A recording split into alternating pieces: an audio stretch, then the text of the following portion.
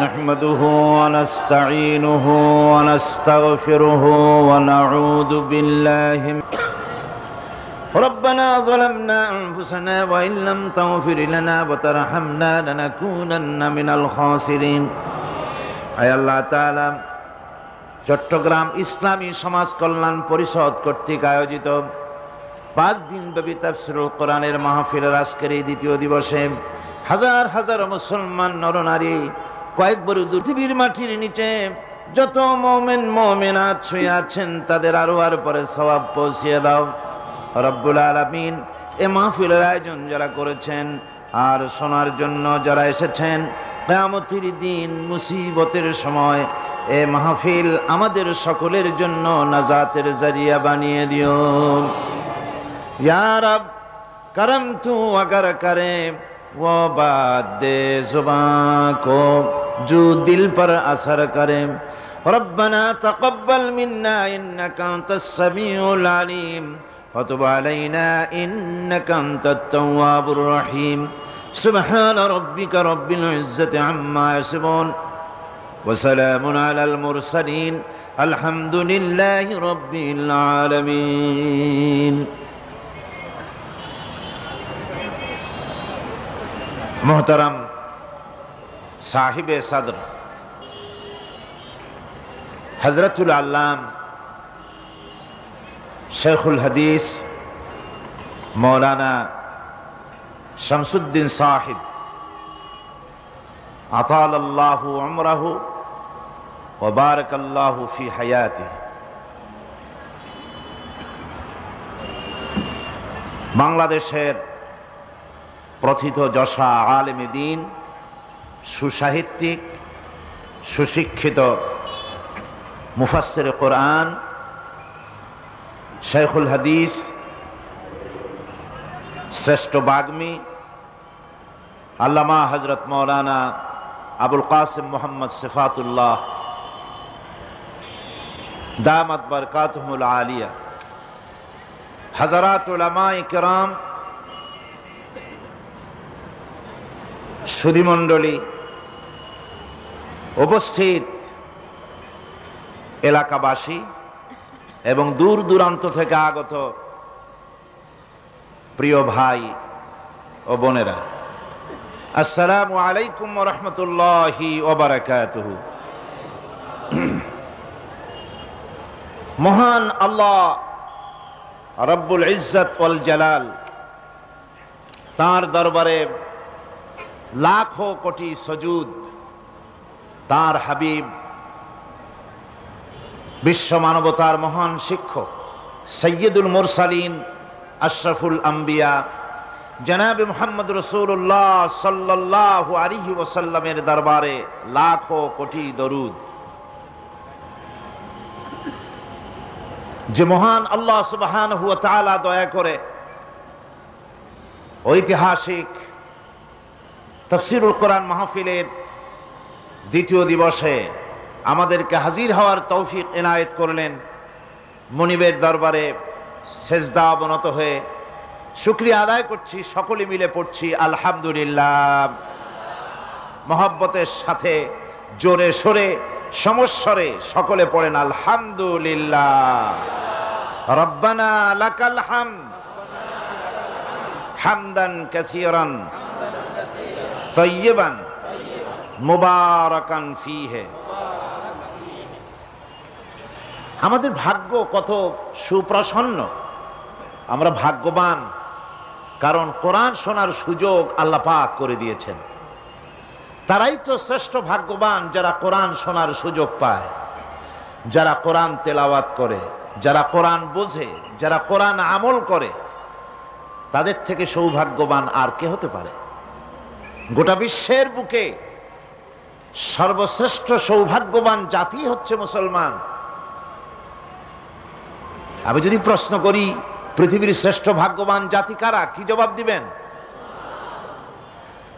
কারণ কোরআনে কারীম এ জাতির কাছে অবিকৃত অকৃত্রিম উপায় এ জাতির কাছে মাহফুজ আছে, যা বিশ্বের কোন জাতির কাছে তাদের ধর্মীয় কিতাব অবিকল ভাবে নাই। এদিক থেকে আমরা সৌভাগ্যবান জাতি। আবার যদি প্রশ্ন করি, এই পৃথিবীর ভিতরে হতভাগ্য জাতি কারা? আপনারা কি জবাব দিবেন? জানেন না বোধ হয়।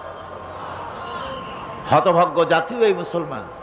কারণ কোরআনে কারীমের মতো আজিম একখানা কিতাব যাদের কাছে আল্লাহ পাক আমানত হিসাবে দান করেছেন, এই কোরআনে কারীম থেকে যারা হেদায়েত নিতে পারল না, উপকৃত হতে পারল না, কোরআন দিয়ে ভাগ্যের পরিবর্তন করতে পারল না, ভাগ্যকে সুপ্রসন্ন করতে পারল না, তাদের চাইতে হতভাগ্য, তাদের চাইতে দুর্ভাগা পৃথিবীতে আর কে হতে পারে? আজ পৃথিবীতে যদি আমরা তাকাই তো দেখতে পাবো সব থেকে বেশি মার খাচ্ছে মুসলমানেরাই। দুনিয়ার যেদিকে তাকান সেদিকেই মুসলমানেরা নির্যাতিত, নিগৃহীত, মার খাচ্ছে, ক্ষুধায় কষ্ট পাচ্ছে, লাঞ্ছিত, নিগৃহীত হচ্ছে। তাহলে তার অর্থ কি এই ধরে নেওয়া হবে যে কোরআন থাকবে যে জাতির কাছে, সে জাতি পৃথিবীতে সবচাইতে লাঞ্ছিত, নিগৃহীত, অবহেলিত হবে, মার খাবে, ক্ষুধা দারিদ্র তাদেরকে পেয়ে বসবে, তারা শ্বাস করার সময় পাবে না? এটাই কি ধরে নিতে হবে? না, বরং আল্লাহ রাব্বুল আলামিন কোরআনে কারীমের মধ্যে বলেছেন, তাহা মা আনজালনা আলাইকাল কুরআনা লিতাশকা। হে নবী, কোরআনে কারীম আমি আপনার প্রতি অবতীর্ণ করেছি এই জন্যে যে কোরআন আপনার ভাগ্যকে সৌভাগ্যে পরিণত করে দেবে, আপনাকে সৌভাগ্যবান বানাবে। কোরআন আপনার ভাগ্যকে বিলম্বিত করবে, পর্যুদস্ত করবে।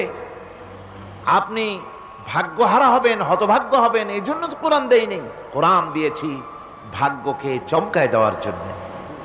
যে কোরআন এলো, কোরআনের ধারক বাহকদের ভাগ্যের উন্নতির জন্যে, সেই জাতি আজ কোরআন হারা হয়ে, কোরআন ছাড়া হয়ে পৃথিবীতে লাঞ্ছিত, অবমানিত। কোরআনই পারে একটা জাতিকে সঠিক পথ প্রদর্শন করতে। কোরআন পারে একটা জাতির আকীদা, বিশ্বাসকে দৃঢ় করে দিতে, বদ্ধমূল করে দিতে। সত্যিকারের মানুষ বানাতে পারে কোরআন। মানুষ বানাতে পারে কে? কোরআন। আমি এই জন্য মাঝে মধ্যে বলি, এই পৃথিবীতে যদি কোরআন না আসতো, এই পৃথিবীতে যদি নবী না আসতেন, এই পৃথিবীতে যদি আল্লাহ নবী না পাঠাতেন, কোরআন না দিতেন, কিতাব না দিতেন, ইসলাম না দিতেন, শুধু মানুষ পৃথিবীতে বাস করত, তাহলে এই বিশ্বের সমস্ত মানব মণ্ডলী যেখানে বাস করত, এই পৃথিবীটা মানুষের পৃথিবী বলা চলতো না। এই পৃথিবী হতো একটা পশুর বিচরণ ক্ষেত্র। কোরআন মানুষকে মানুষ বানিয়েছে। আমি ভূমিকা লম্বা করব না, যেহেতু আপনাদের ফিরে যেতে দেরি হবে রাতে, আর আমার সামনে কথা আছে নিতান্ত কম না, যেহেতু কথাগুলি আপনাদের শুনতে হবে। সেই কথাগুলি, যে কথাগুলি বিশ্বাস করলে, আমল করলে সত্যিকারের মুত্তাকি হওয়া যাবে এবং ঈমানের দাবিতে সত্যবাদী হওয়া যাবে, সেই কথাগুলি তো শোনাতে চাই। এই কথাগুলি আপনাদেরকে আপনাদের মনের ভিতরে বদ্ধমূল করে নিতে হবে, মুখস্থ করতে হবে। এ ফর্মুলা আমার নয়, যে ফর্মুলা দিয়ে বিশ্ববাসীকে, মুসলমানদেরকে আল্লাহ রাব্বুল আলামিন সত্যিকারের মানুষ বানাতে চান, মুমিন বানাতে চান, এই ফর্মুলা কার দেওয়া? আল্লাহ পাকের। জোরে বলেন কার? আল্লাহ পাকের দেওয়া ফর্মুলা। কথা লম্বা না করে যেখান থেকে কালকে ছেড়েছিলাম সেখান থেকেই শুরু করা যাক। আর প্রথমে তো আমরা শয়তানের ওয়াসওয়াসা থেকে আল্লাহর কাছে পানা চেয়ে নিয়েছি, আর তার পবিত্র নামেই শুরু করেছি। আলোচনা যেখান থেকে করব নিশ্চয়ই আপনাদের মনে আছে সূরা বাকারার 3য় রুকু, যা গত বছর আলোচনা করেছিলাম। সেই ক্যাসেটগুলি যাদের কাছে আছে সেগুলির সাথে এগুলি মিলায়া শুনবেন, তাহলে কাজ দিবে। আল্লাহ পাক এগুলি যেন আমাদের জন্য হেদায়েতের জরিয়া বানায় দেন। সবাই বলি আমিন। বিসমিল্লাহির রহমানির রহিম। ليس البر أن تولوا وجوهكم قبل المشرق والمغرب ولكن البر من آمن بالله واليوم الآخر والملائكة والكتاب والنبيين। পূর্ব পশ্চিমে মুখ ঘুরানো, পূর্ব পশ্চিমে মুখ ফিরানো, এটাই পুণ্যবান নেককার সৎকার হওয়ার জন্য যথেষ্ট নয়। প্রকৃতপক্ষের মুমিন নেককার হওয়ার জন্য যে শর্তগুলি আল্লাহ পাক আরোপ করেছেন তা হচ্ছে, এক নম্বরে কি মনে আছে?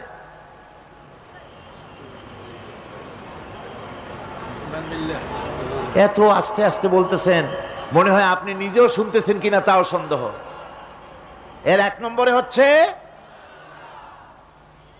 কিছু আবার চালাক লোক আছে, তারা সহজে কোনো কথার জবাব দেয় না। তারা ভাবে যে জবাব না দেওয়াই বুদ্ধিমানের কাজ, কোনটা বলে কোন প্যাচে পড়ি। আল্লাহ পাক আমাদের জেহেন শক্তি, স্মৃতি শক্তি যেন বৃদ্ধি করে দেন, বলেন আমিন। আমরা যেন যা কোরআন হাদিসের শুনি তা যেন মনে রাখতে পারি, যা খারাপ কথা শুনি তা যেন ভুলে যাই, যা ভুল কথা শুনি তা যেন ভুলে যাই, আর যা হক কথা তা যেন মৃত্যু পর্যন্ত আল্লাহ স্মরণ রাখার তৌফিক দেন। এর প্রথম কথাই ছিল ঈমান বিল্লাহ, আল্লাহর প্রতি ঈমান। দুই নম্বরে ছিল পরকালে বিশ্বাস। এ দুটি কথা আমরা আলোচনা করে ফেলেছি। ঈমান বিল্লাহ তো আলোচনা করেছি গত বছর, আর গতকালকে আলোচনা করেছি কি বলুন তো, পরকালের উপরে বিশ্বাস। আজকে আপনাদের সামনে আমি আলোচনা করব ইনশাআল্লাহ ফেরেশতা এবং কিতাব, এ দুটি জিনিসের উপরে, মালাইকা এবং কিতাব। ফেরেশতার উপরে ঈমান আনতে হবে, কিতাবের উপরে ঈমান আনতে হবে।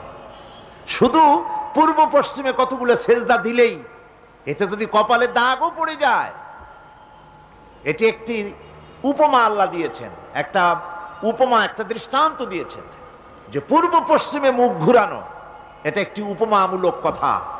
এটাই যথেষ্ট নয়, ঈমান আনতে হবে, বিষয়টা বুঝতে হবে, আকীদাকে মজবুত করতে হবে।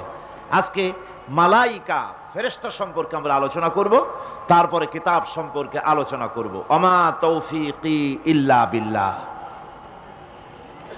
ফেরেশতাদের প্রতি ঈমান, এটা হচ্ছে আল্লাহর প্রতি ঈমানের পরিপূর্ণতা মাত্র। আল্লাহর উপরে ঈমানটা পরিপূর্ণ করতে হলে ফেরেশতাদের উপরে বিশ্বাস করতে হবে।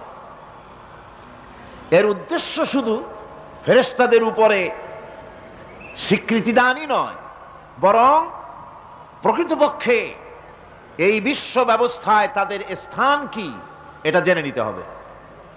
ফেরেশতারা হচ্ছে আল্লাহ রাব্বুল আলামিন তার আজ্ঞাবহ গোলাম, আল্লাহ পাকের, তারা হচ্ছেন দাস, আল্লাহ পাকের বান্দা, আমাদের মতোই। আমরা যেমন আল্লাহর গোলাম, ফেরেশতারাও আল্লাহর গোলাম। এই ফেরেশতা সম্পর্কে পৃথিবীর বিভিন্ন ধর্মের বিভিন্ন রকমের কনসেপশন আছে। এই ফেরেশতাদেরকে ইংরেজিতে অ্যাঞ্জেল বলা হয়, যার চরিত্র খুব ভালো লাগে, লোকেরা বলে অ্যাঞ্জেলিক ক্যারেক্টার, এটা ফেরেশতা ধরনের চরিত্র লোকটা, এরকম বলে থাকে। সুতরাং খ্রিস্টান হোক, ইহুদি হোক, আর হিন্দু হোক, যে কোনো জাতের লোক হোক, ফেরেশতায় তারা বিশ্বাস করে। আর এই ফেরেশতাদের উপরে তাদের বিশ্বাসটা হচ্ছে বিকৃত। কি ধরনের? কারো মতে ফেরেশতা হচ্ছে প্রকৃতির সন্তান, কারো মতে ফেরেশতা হচ্ছে আল্লাহর মেয়ে, নাউযুবিল্লাহি মিন যালিক। যার কারণে সূরা আন-নাজমের মধ্যে আল্লাহ পাক এর প্রতিবাদ করেছেন। আল্লাহ পাক বলছেন, ওরা দাবি করলো ফেরেশতা হচ্ছে আল্লাহর মেয়ে। আল্লাহ পাক বলছেন, আলাকুমুদ যাকারু ওয়া লাহুল উনসা তিলকা ইযান কিসমাতুন দিজা। কি হে, তোমরা ছেলেগুলি নিজেদের জন্য নিয়ে নিলে আর মেয়েগুলি আমার ভাগে ফেলে দিলে, এটা কি ধরনের অসম বন্টন? ফেরেশতাকে তারা বলেছে আল্লাহর মেয়ে, আবার কেউ বলেছে ফেরেশতারা আল্লাহর ছেলে। তারপরে কেউ কেউ বলেছে ফেরেশতা হচ্ছে আল্লাহর মদদগার, আবার কেউ কেউ বলেছে ফেরেশতা হচ্ছে মানুষের অভিযোগ শ্রবণকারী, মানুষের প্রয়োজনকারী, প্রয়োজন পূরণকারী। এখন এসব ধারণা এবং বিশ্বাসের কারণে দুনিয়ায় শিরক এবং বিদআতের প্রচলন ঘটেছে। কোরআনে কারীম বিশ্ব ব্যবস্থায় ফেরেশতাদের অবস্থান কি সেটা পরিষ্কার করতে চায়, যাতে করে শিরকের সমস্ত দরওয়াজা বন্ধ হয়ে যায় আর তাওহীদের দরজা নির্ভেজাল ভাবে খুলে যায়। ইসলামের মূল বক্তব্যই হচ্ছে তাওহীদকে প্রতিষ্ঠা করা। কি প্রতিষ্ঠা করা? তাওহীদকে প্রতিষ্ঠা করা, আর শিরক আর বিদআতের শিকড় শুদ্ধ তুলে ফেলা। এটাই হচ্ছে ইসলামের মূল আইডিয়া। কোরআনের ভাষায় স্পষ্ট করে বলা হয়েছে যে ফেরেশতারা আল্লাহর মেয়েও নয়, আল্লাহর ছেলেও নয়, তারা হচ্ছে আল্লাহর বান্দা। বলুন তো ফেরেশতারা আল্লাহর কি? কোরআনে কারীমে রব্বুল আলামিন বলেন, وقالوا اتخذ الرحمن ولدا سبحانه بل عباد مكرمون। কাফেররা বলে দয়াময় কাউকে পুত্র বানিয়ে নিয়েছেন। পবিত্র সেই সত্তা যার সম্পর্কে তারা এই বাজে কথাগুলি বলে, তার কোনো ছেলেও নাই, তার কোনো মেয়েও নাই। ফেরেশতারা তো তার সম্মানিত বান্দা মাত্র। ইবাদুম মুকরামুন, ফেরেশতা হচ্ছে সম্মানিত বান্দা। সুবহানাল্লাহি ওয়া বিহামদি। ফেরেশতারা হচ্ছে আল্লাহর কি? শুধু বান্দা না, সম্মানিত বান্দা। কারণ ফেরেশতারা আল্লাহর সঙ্গে অবাধ্য হতে পারে না, তার কোনো হুকুমকে অমান্য করার কোনো অধিকার ফেরেশতাদের নাই। আল্লাহর ছেলেও নাই, আল্লাহর মেয়েও নাই। এ কথাটি ছোট্ট সূরার মধ্যে তাওহীদের একটা ক্লিয়ার কনসেপশন আল্লাহ পাক দিয়েছেন, ছোট্ট একটি সূরার ভিতরে। আমার কাছে মনে হয় যেন এই ছোট্ট সূরাটি মধ্যে এটা মনে হয় যেন একটি ঝিনুক, আর এর ভেতরে সমস্ত পৃথিবীর সমুদ্র আর মহাসমুদ্রের পানিগুলি ঢুকায় দেওয়া হয়েছে। ছোট্ট একটি সূরা তাওহীদকে এমন ভাবে প্রকাশিত হয়েছে এই সূরার মাধ্যমে, যা অন্য কোথাও এত পরিষ্কার আসেনি। আল্লাহ পাক সব জায়গায় বলেছেন, কিন্তু ছোট্ট সূরায় এক কথায় তাওহীদ প্রকাশিত হয়ে গেছে। কি? কুল হুয়াল্লাহু আহাদ। পড়েন সবাই, কুল হুয়াল্লাহু আহাদ আল্লাহুস সামাদ লাম ইয়ালিদ ওয়া লাম ইউলাদ ওয়া লাম ইয়াকুল লাহু কুফুয়ান আহাদ। আল্লাহ রাব্বুল আলামিন বলেন, নবী আপনি বলুন, আল্লাহ এক এবং একক। তিনি বেনিয়াজ, কারো মুখাপেক্ষী তিনি নন। তিনি কাউকে জন্ম দেন নাই, তাকেও কেউ জন্ম দেয়নি। আকাশ আর জমিনে ওই আল্লাহ রাব্বুল আলামিনের সমকক্ষ কেউ নাই। তিনি এক এবং একক। এই ফেরেশতারা হচ্ছে তার অনুগত বান্দা। ফেরেশতারা আল্লাহ পাকের ছেলেও নয়, মেয়েও নয়। এক মুহূর্তের জন্য ফেরেশতারা চুপ করে বসে থাকে না। যার যে কাজ আছে সেই কাজ নিয়ে তারা ব্যস্ত আছে। তারা ওয়াজিফা পাঠ, তাসবিহ পাঠের মধ্যে ব্যস্ত থাকে। অগণিত অসংখ্য ফেরেশতা, কেউ তো সেজদায় পড়ে আছে, কেউ রুকুতে পড়ে আছে, কেউ নামাজে দাঁড়ায় আছে, কেউ তো তাসবিহ পাঠ করতেছে। কোরআনে কারীম বলছে, ইউসাব্বিহুর রা'দু বিহামদিহি ওয়াল মালাইকাতু মিন খিফাতিহি। আল্লাহ পাক বলেন, বিজদি প্রশংসার সাথে আল্লাহ পাকের গুণকীর্তন করে, আর সমস্ত ফেরেশতারা আল্লাহকে ভয় করে ভীতির সাথে আল্লাহর তাসবিহ পাঠ করতে থাকে। সমস্ত ফেরেশতারা আল্লাহর তাসবিহ পড়ে। আপনাদের মনে আছে আল্লাহ পাক যখন হযরত আদমকে সৃষ্টি করবেন বললেন, ইন্নী জাইলুন ফিল আরদি খলিফা। ফেরেশতারা বলেছিলেন, নাহনু নুসাব্বিহু বিহামদিকা ওয়া নুকদ্দিসু লাক। আমরাই তো তাসবিহ পড়ি, আমরাই তো আপনার হাম পড়ি, আপনার তাসবিহ পড়ি, সবকিছুই তো আমরা করি, পবিত্রতা ঘোষণা করি। এর দ্বারা প্রমাণিত হয় ফেরেশতারা সার্বক্ষণিকভাবে আল্লাহর তাসবিহ পাঠের মধ্যে তারা রত আছে, সব সময় আল্লাহর জিকির আজগারের ভেতরেই তারা ডুবে আছে। وَلَهُ مَنْ فِي السَّمَاوَاتِ وَالْأَرْضِ وَمَنْ عِنْدَهُ لَا يَسْتَكْبِرُونَ عَنْ عِبَادَتِهِ وَلَا يَسْتَحْسِرُونَ। আসমান এবং জমিনে যা কিছু আছে এবং তার কাছে যা কিছু আছে সব আল্লাহর তাসবিহ পাঠে নিরত আছে। আর ফেরেশতারা তো বন্দিগি করছে আল্লাহ পাকের, আর কখনোই তারা অবদ্ধচারণ করে না, আর কখনো তারা আল্লাহ পাকের জিকির থেকে, তাসবিহ পাঠ থেকে তারা ক্লান্ত হয় না। কি হয়েছে? ঠিক হয়ে যাবে ইনশাআল্লাহ। আল্লাহ পাক তাদের সম্পর্কে আবার বলেন, ইউসাব্বিহুনাল লাইলা ওয়ান নাহারা লা ইয়াফতুরুন। এই ফেরেশতারা রাত দিন তার প্রশংসায় পড়ে থাকে, কখনই শৈথিল্য প্রদর্শন করে না, কখনই আল্লাহর জিকির থেকে, তাসবিহ থেকে তারা বিরত থাকে না। এ ধারণার মধ্য দিয়ে কোরআনে কারীম মানুষকে স্পষ্ট করে বলছে যে ফেরেশতারা হচ্ছে আল্লাহর গোলাম, আল্লাহর বান্দা। তারা তোমাদের প্রয়োজন পুরা করতে পারে না, তারা তোমাদের ভাগ্যের কোনো উন্নতি করে দিতে পারে না, তারা আল্লাহর ছেলেও নয়, আল্লাহর মেয়েও নয়, এরা হচ্ছে আল্লাহর বান্দা। এই ফেরেশতাদের মাধ্যমে আল্লাহ রাব্বুল আলামিন আরেকটি কাজ নিয়ে থাকেন, তা হচ্ছে নবী এবং রাসূলদের কাছে এই ফেরেশতার মাধ্যমে আল্লাহ পাক বাণী প্রেরণ করেন। নবী রাসূলদের কাছে বাণী আনে কারা? আল্লাহর ফেরেশতা। এ কারণেই তাদের মাধ্যমে আল্লাহ পাক নবী রাসূলদের কাছে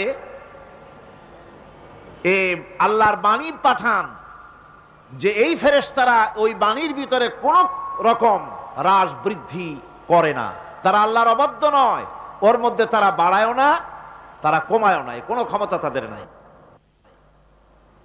কোরআনে কারিমে আল্লাহ পাক বলছেন, ইন্নাহু লাকাউলু রাসূলিন কারীম ذي قوة عند ذي العرش مكين مطاع ثم أمين।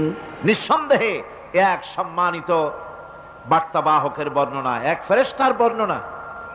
আরশ অধিপতির কাছে তিনি সম্মানিত। জিবরাইল আলাইহিস সালামের কথা বলা হচ্ছে, হযরতে জিবরাইল আমিন তিনি আল্লাহর কাছে সম্মানিত, অনুগত এবং তিনি বিশ্বাসী। আল্লাহ পাকের পক্ষ থেকে তিনি বাণী বহন করে নিয়ে আসেন, আর এর ভিতরে কোন রকম হ্রাস বৃদ্ধি করার কোনো ক্ষমতা ফেরেশতার নাই। আল্লাহ পাক বলছেন, ওয়া ইন্নাহু লাতানজিরু রাব্বিল আলামিন নাযালা বিহির রূহুল আমিন। নিঃসন্দেহে এটা হচ্ছে রব্বুল আলামিনের পক্ষ থেকে অবতীর্ণ করা কিতাব, যা নিয়ে বিশ্বস্ত আত্মা অবতরণ করেছেন, অর্থাৎ হযরতে জিবরাইল আমিন। আল্লাহ পাক তাকে বিশ্বস্ত বলেছেন, শাদীদুল কুওয়া বলেছেন, প্রচন্ড ক্ষমতা তার, আল্লাহ পাক বলেছেন। এর থেকে জানা গেল যে ফেরেশতাদের প্রতি ঈমান শুধু আল্লাহর প্রতি ঈমানের জন্যই নয়, বরং কিতাবের প্রতি, নবীদের প্রতি ঈমান আনার জন্য ফেরেশতাদের প্রতি ঈমান আনা জরুরি। ফেরেশতাদের উপর ঈমান আনা কি জরুরি, অত্যন্ত জরুরি। ফেরেশতাদের উপর তৃতীয় আরেকটি কারণে ঈমান আনতে হয়, সেটা হচ্ছে আল্লাহ পাক তাদের মাধ্যমেই কাজগুলি করে থাকেন। ফেরেশতারা হচ্ছে আল্লাহ পাকের রাষ্ট্রীয় কর্মচারী, আল্লাহ পাকের স্টাফ। তাদের মাধ্যমে আল্লাহ কোথাও বৃষ্টি দেন, কোথাও রহমত পাঠান, কোথাও গজব দেন, কোথাও ভূমিকম্পের সৃষ্টি করেন, কোথাও জলোচ্ছ্বাস, কোথাও ক্ষুধা, কোথাও দারিদ্র ইত্যাদি। পৃথিবীর ভিতরে আযাব, গজব, শান্তি যা কিছু আল্লাহ পাক করতে চান, এই ফেরেশতাদের মাধ্যমেই তা করে থাকে। এক কথায় ফেরেশতারা হচ্ছে আল্লাহ পাকের রাষ্ট্রীয় কর্মচারী এই কথা এভাবেই বিশ্বাস করতে হবে যে ফেরেশতারা কখনো অবাধ্য হয় না, অবাধ্য হওয়ার কোনো ক্ষমতাই তাদের নাই। তারা আল্লাহ পাকের বাধ্যগত আজ্ঞাবহ কর্মচারী। ফেরেশতাদের উপরে ঈমানটা এই পর্যন্তই আমি আপনাদের সামনে বললাম। ফেরেশতাদের প্রতি ঈমান আনার ব্যাপারে এই তিনটি কথা আপনাদের সামনে পেশ করেছি। এখন 3 নম্বরে যে কথাটি বিশ্বাস করতে হবে সেটা হলো কিতাব। কিসের উপর ঈমান? কিতাবের প্রতি ঈমান। ইসলামের পরিভাষায় কিতাব বলতে বোঝানো হয় সেই বাণীকে, সেই নির্দেশকে, সেই গ্রন্থকে। বড় বড় কিতাব, তার মধ্যে সর্বশেষ যে কিতাবখানি তার নাম হচ্ছে কোরআন। জোরে বলেন, তার নাম কি? আল কোরআন। এটি হচ্ছে সবচেয়ে বড় কিতাব এবং মুকাম্মাল কিতাব। অন্যান্য কিতাবগুলিতে যা বলা হয়েছে তার থেকে অনেক বেশি শরীয়তকে মুকাম্মাল করে আল্লাহ রাব্বুল আলামিন কোরআনে কারীমের মধ্যে এটাকে পরিপূর্ণ করে দিয়েছেন। নবুয়ত আর কিতাব দুটি জিনিসের ভিতরে একটা সম্পর্ক আছে। নবুয়ত এবং কিতাব দুটোই আল্লাহর পক্ষ থেকে আসছে। নবুয়ত আসছে কার কাছ থেকে? আর কিতাব আসছে আল্লাহর কাছ থেকে। নবুয়ত এর দাবি কেউ নিজের থেকে করতে পারে না, এ কথা আমি বহুবার আপনাদের সামনে আলোচনা করেছি। নবী দাবির ভিত্তিতে হয় না, নবী আল্লাহ বানান। ইলেকশন করে, নির্বাচন করে এমপি বানানো যায়, মন্ত্রী বানানো যায়, প্রেসিডেন্ট বানানো যায়, চেয়ারম্যান বানানো যায়, মেম্বার বানানো যায়, কিন্তু ইলেকশন করে নবী বানানো যায় না। নবী ইলেকশনে হয় না, নবী হয় কিসে? সিলেকশন। নবী কিসে হয়? সিলেকশনে। সিলেকশনটা করেন কে? আল্লাহ রাব্বুল আলামিন। সুতরাং নবী আল্লাহর কাছ থেকে আসে, আর কিতাবও আল্লাহর কাছ থেকে আসে। নবী যদি কিতাব ছাড়া আসতেন, খুব ভালো করে বোঝেন, নবী যদি কিতাব ছাড়া আসতেন আর কিতাব যদি নবী ছাড়া আসতো, তাহলে মানুষের ধর্ম পালন, জীবনের কর্তব্যবোধ, জীবন পরিচালনা এবং ধর্মকে অনুধাবন করা দারুণভাবে সুকঠিন হয়ে পড়ত। কোরআনের নমুনাই হচ্ছে, কিতাবের নমুনা হচ্ছেন আম্বিয়ারা। আম্বিয়া আলাইহিমুস সালাম, তারা হচ্ছেন কিতাবের নমুনা। কিতাবও যার, নবীও সেই আল্লাহ সুবহানাহু ওয়া তাআলা। কোরআন হচ্ছে একটা থিওরি, আর নবীরা হচ্ছেন, কিতাব হচ্ছে থিওরি, নবীরা হচ্ছেন তার প্র্যাকটিক্যাল। থিওরি আর প্র্যাকটিক্যাল দুটো জিনিস এক নয়। যেমন আমি যদি কাগজে লিখি র দন্তেশ্ব গয় ওকার লয় লয় আকার, কাগজে লিখে দিলাম, কি হলো কন্ত? বলুন সবাই, কি হলো? এখন যদি আপনারা এটার উপরে চাটেন, মিষ্টি লাগবে? বলবেন মিষ্টি কেমনে লাগবে, ওর মধ্যে দুধ নাই, চিনি নাই। আচ্ছা ঠিক আছে, লিখে দিলাম দুধ, চিনি ইত্যাদি যা যা লাগে সব লিখা কাগজটারে গোল বানাই দিলাম। এখন যদি চাবান, তাও কি মিষ্টি লাগবে? লাগবে না। মিষ্টি লাগবে কি হলে? দুধ কিনতে হবে, ছানা বানাতে হবে, চিনির শিরা তৈরি করতে হবে, তারপরে রসগোল্লা বানাতে হবে, এরপরে আপনি ফ্রিজে রাখবেন, চামচ দিয়ে কাটবেন, মজা করে খাবেন, তখন আপনার ভালো লাগবে, ঠিক কিনা? এখন ভালো লাগলো কেন? যেহেতু এটা প্র্যাকটিক্যালে আসছে। আর আগে কাগজ চেটেছেন, কাগজ চাবায়েছেন, ভালো লাগে নাই, কারণ থিওরি চাবায়েছেন। প্র্যাকটিক্যালে না আসা পর্যন্ত মজা পাওয়া যাবে না। সেই জন্যে কোরআন হচ্ছে একটা থিওরি, কাগজে লেখা একটা থিওরি। এই থিওরিটা আল্লাহ রাব্বুল আলামিনের। এই থিওরির যদি প্র্যাকটিক্যাল না থাকে, মডেল না থাকে, আদর্শ না থাকে, তাহলে তা পালন করা মানুষের জন্য দুঃসাধ্য, সুকঠিন। এই জন্য আল্লাহ সুবহানাহু ওয়া তাআলা কোরআনের মুজাসসাম নমুনা হিসেবে পেশ করেছেন মুহাম্মদুর রাসূলুল্লাহ সাল্লাল্লাহু আলাইহি ওয়াসাল্লাম। তিনি হচ্ছেন কোরআনের মডেল, সুবহানাল্লাহ বিহামদি।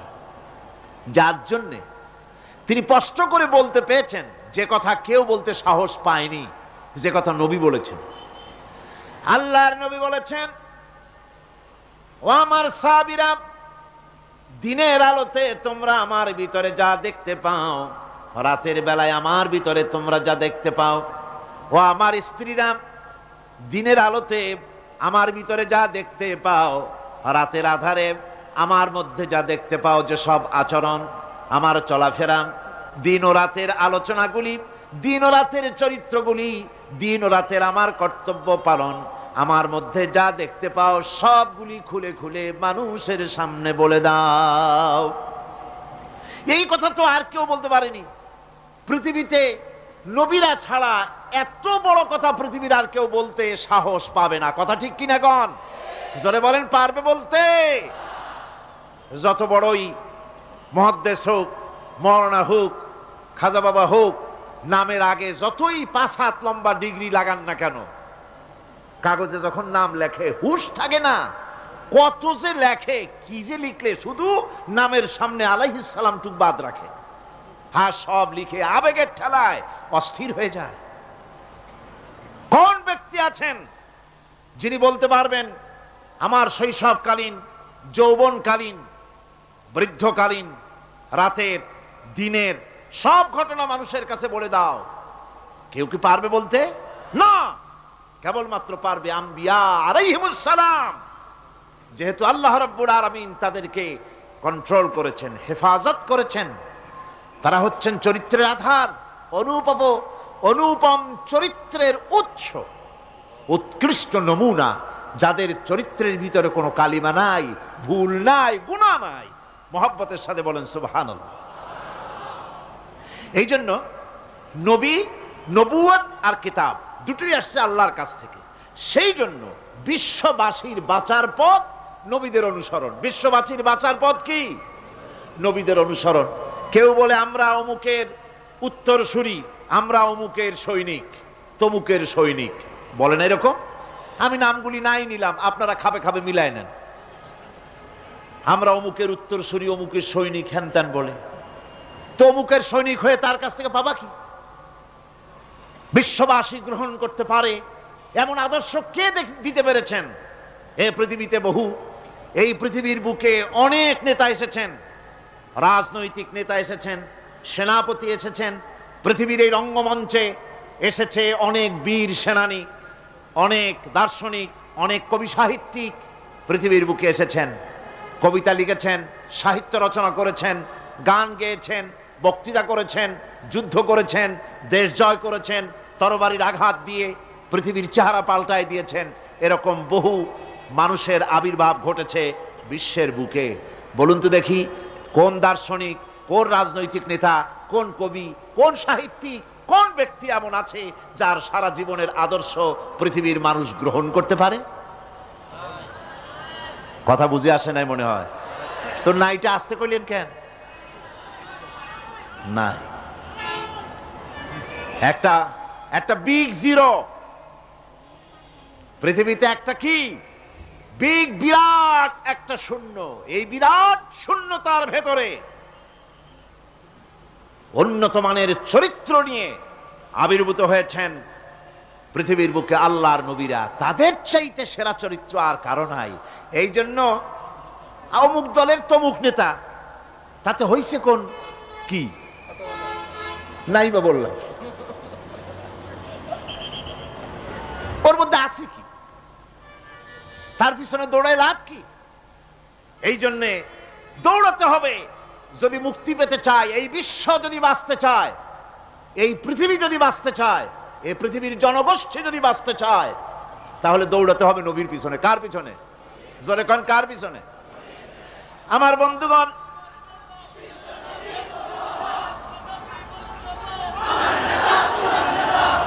তার কারণ হলো আল্লাহ রাব্বুল আলামিন তিনি কিতাব পাঠিয়েছেন, কিতাবের উপর ঈমান আনা লাগবে।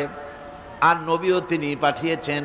সাধারণ নেতা নবীদের ভিতরে পার্থক্য হলো আকাশ আর জমিনের, গালফ অফ ডিফারেন্স। আকাশ আর জমিনের পার্থক্য সাধারণ নেতা আর নবী, এর মধ্যে পার্থক্য কতখানি? আকাশ আর জমিনের। এর থেকেও যদি বড় দৃষ্টান্ত দেওয়া যায় তো তাই। কারণ হচ্ছে এই পৃথিবীতে পথপ্রদর্শক হিসেবে শিক্ষক, পণ্ডিত, ধর্মগুরু, রাজনৈতিক নেতা, বাপ দাদা, দার্শনিক যারাই পৃথিবীতে আবির্ভূত হয়েছেন, নবীদের সঙ্গে তাদের মৌলিক একটা পার্থক্য আছে। সে মৌলিক পার্থক্য হচ্ছে সাধারণ লোকের, সাধারণ নেতারা সিদ্ধান্ত নেন মন মস্তিষ্ক প্রসূত জ্ঞান দিয়ে। খুব ভালো করে বোঝেন, যত বড় মাপের নেতা হোক, বর্তমান পৃথিবীর বড় মিয়াকে, হ্যাঁ এত তাড়াতাড়ি ঠিক পাইলেন আপনারা? বর্তমান পৃথিবীর বড় মিয়া বিল ক্লিন্টন মিয়া, ওখান থেকে শুরু করে ছোট মিয়া পর্যন্ত, এরা যত সিদ্ধান্ত নেয় সমস্ত সিদ্ধান্ত কোথার থেকে? নিজের মস্তিষ্ক থেকে সিদ্ধান্ত তারা নেয়। এই জন্য তাদের সিদ্ধান্ত দিয়ে দেশ এবং জাতির স্থায়ী কোনো কল্যাণ সাধিত হয় না। আপনাদের মনে আছে, আমি এরকম একটা দৃষ্টান্ত দিয়ে থাকি যে দার্শনিক তারা তো চিন্তা করেছে মাথা দিয়ে। আল ফ্রয়েড চিন্তা করেছে সেক্সের কথা, সেক্স গিয়ে উঠেছে কোথায়? চিন্তা করে কোন জায়গা দিয়া? মাথা দিয়া। সেক্সের চিন্তা করছে, সেক্স উঠছে কোথায়? মাথায়। কার্ল মার্কস চিন্তা করেছে পেটের কথা, পেটের মধ্যে যা আছে তা উঠছে গিয়া কই? মাথার উপরে। ডারউইন চিন্তা করেছে মানুষ মানুষ না, মানুষ হলো বান্দর, কাজে এই বান্দরামি উঠছে তার কোথায়? মাথায়। এখন মাথার উপরে, মাথার মগজের উপরে সেক্স গিয়ে চাপা পড়ছে, মগজটা পেটের মধ্যে যা আছে তাই দিয়ে চাপা পড়ছে, বান্দরামি দিয়ে চাপা পড়ছে। এই চাপা পড়ার কারণে অবস্থাটা কি হলো? দৃষ্টান্তটা বোধহয় আপনাদের মনে আছে, আমি আবারও আপনাদেরকে মনে করাবার জন্য বলি। চিংড়ি মাছের পায়খানা থাকে কোথায়? মাথায়। মাথার ঘিলুর উপরে পায়খানার থলিটা চাপা পড়ে থাকে, ঘিলুটা কাজ করতে পারে না। ঘিলু যে স্বাভাবিকভাবে কাজ করতে পারে না পায়খানার চাপে, সেই জন্যে চিংড়ি মাছ পানিতে হোক আর ডাঙ্গায় হোক, সামনে যা চলতে পারে তার চাইতে অন্তত 3 গুণ পিছনে দৌড়াইতে পারে বেশি। দুনিয়ার এসব দার্শনিক, এসব নেতাদের মাথার উপরে এই সব চিন্তা, দুষ্টামির চিন্তা। ভালো চিন্তা তো করেন। ওই বড় মিয়া কি ভালো চিন্তা করে? না, ওর চিন্তা হলো বসনিয়ার মুসলমানগুলি কেমনে মারা যায়, বসনিয়ার মুসলমানগুলি কিভাবে শেষ করা যায়। ব্রিটেনের প্রধানমন্ত্রী জন মাইনর নাকি মেজর, জন মেজর, তার কথা হচ্ছে ইউরোপের ভেতর থেকে মুসলিম শক্তিকে উৎখাত করে দাও। এটা কি খুব ভালো চিন্তা? আমাদের প্রতিবেশী দেশ ভারত, এখানে আছে এক নরসীমা, তার উদ্দেশ্য কি খুব ভালো? তার মাথার ভিতরে চিন্তা মুসলমানের মসজিদ আর কত ভাঙা যায়, শিখদের গুরুদুয়ারা আর কত নিশ্চিহ্ন করা যায়, বৌদ্ধদের মঠ কত ভাঙা যায়, খ্রিস্টানদের গির্জা আর কত শেষ করা যায়, হিন্দুদের রাম রাজত্ব আর কত কায়েম করা যায়। এই চিন্তাই তার মাথায় কাজ করছে। আবার ভারতের আর এক নরপিশাচ বালথাকারে, নামটাও একটা বিশ্রী নাম।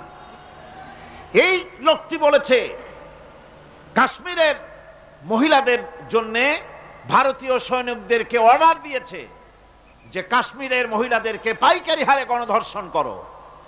নাউজুবিল্লাহি মিন যালিক। এই হচ্ছে পৃথিবীর নেতাগুলির অবস্থা। পৃথিবী যারা নেতৃত্ব দেয়, যাদের মন মগজ ইসলাম নাই, আদর্শ নাই, চরিত্র নাই, তারা বিশ্বের ক্ষতি সাধন করার জন্যই চেষ্টা চালায়, নিজেদের পাওয়ারকে টিকিয়ে রাখার জন্য চেষ্টা চালায়। এই জন্য নবীদের মধ্যে আর সাধারণ নেতাদের মধ্যে আকাশ আর জমিনের পার্থক্য। ওরা সিদ্ধান্ত নেয় মাথা দিয়া, আর নবী সিদ্ধান্ত নেয় আল্লাহর কথা দিয়া। আল্লাহ রাব্বুল আলামিন বলেন, মা ইয়ানতিকু আনিল হাওয়া ইন হুয়া ইল্লা ওয়াহয়ুন ইউহা। আমার নবী প্রবৃত্তিকে অনুসরণ করি কোনো কথা বলেন না। আমার নবী যেটা বলেন সেটা হলো ওহী। আমি যা বলতে বলি তিনি তো তাই বলেন। নবী নিজের মগজ থেকে কিছু বলেন না, আল্লাহর কথা দিয়ে বলেন। এই জন্য কোরআন আর হাদিসে বেশি কোনো পার্থক্য নাই। কোরআন হলো, কোরআনের ভাব এবং ভাষা দুটোই আল্লাহ রাব্বুল আলামিনের, আর হাদিসের ভাষাটা শুধু আল্লাহর নবীর, আর ভাবটা হচ্ছে আল্লাহ রাব্বুল আলামিনের। নবীরা যা বলেন তাই সত্য। এই জন্য নবীদের কথার ভিতরে কোনো বক্রতা নাই। নবীদের কথার ভিতরে কোনো বক্রতা নাই, কোনো শটতামি নাই, কোনো প্রবঞ্চনা নাই। নবীদের কথা হচ্ছে ডাইরেক্ট, আল ওয়াদুহ ওয়াস সারাহা, পরিষ্কার বক্তব্য তারা রাখেন, যেখানে কোনো বক্রতার বিন্দুমাত্র লেশ নাই। সাধারণ নেতারা লোভ, লালসা এবং স্বার্থপরতায় থেকে ঊর্ধ্বে উঠতে পারে না। নবীরা সমস্ত স্বার্থের ঊর্ধ্বে। কোন আলহামদুলিল্লাহ। স্বার্থের ঊর্ধ্বে কারা? নবীরা।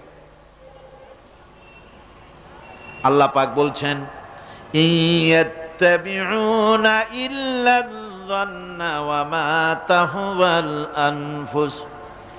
আল্লাহ পাক বলেন সাধারণ নেতাদের ব্যাপারে কোরআন পরিষ্কার করে বলছে যে তারা নিজেদের মন মস্তিষ্ক এবং নিজেদের হাওয়া, নিজেদের প্রবৃত্তির অনুসরণ করে চলে।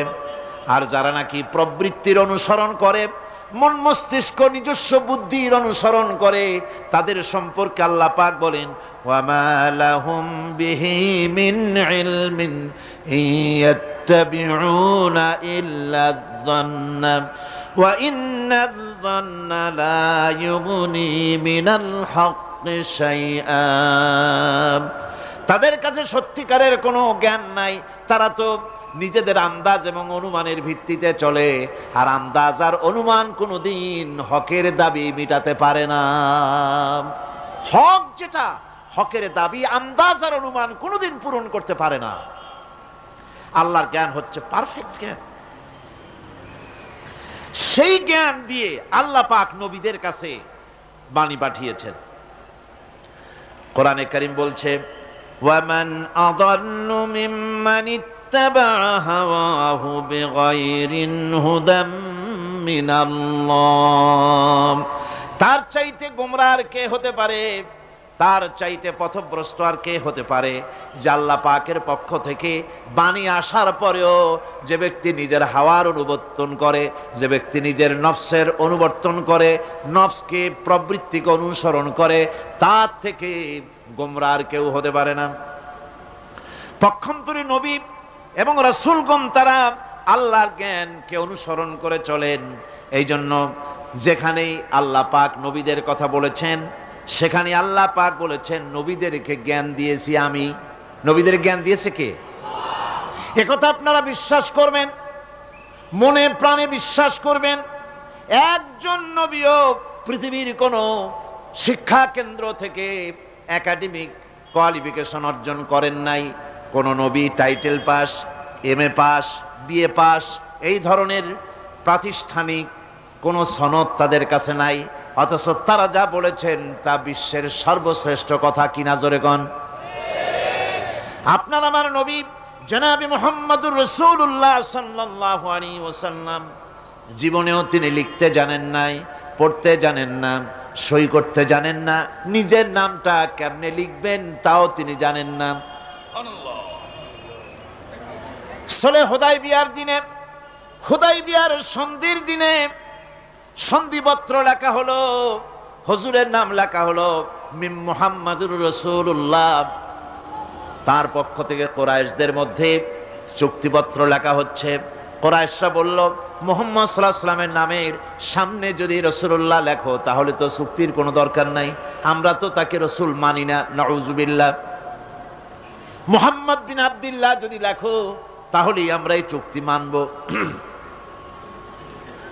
রাসূল করিম সাল্লাল্লাহু আলাইহি ওয়াসাল্লাম হযরত আলীকে ডাকলেন, আলী গো, চুক্তিপত্রে যেখানে আমার নাম মুহাম্মদুর রাসূলুল্লাহ লেখা আছে, আমার নামের সামনে থেকে রাসূলুল্লাহ নামটা বাদ দিয়ে দাও, মুহাম্মদ বিন আব্দুল্লাহ লেখো।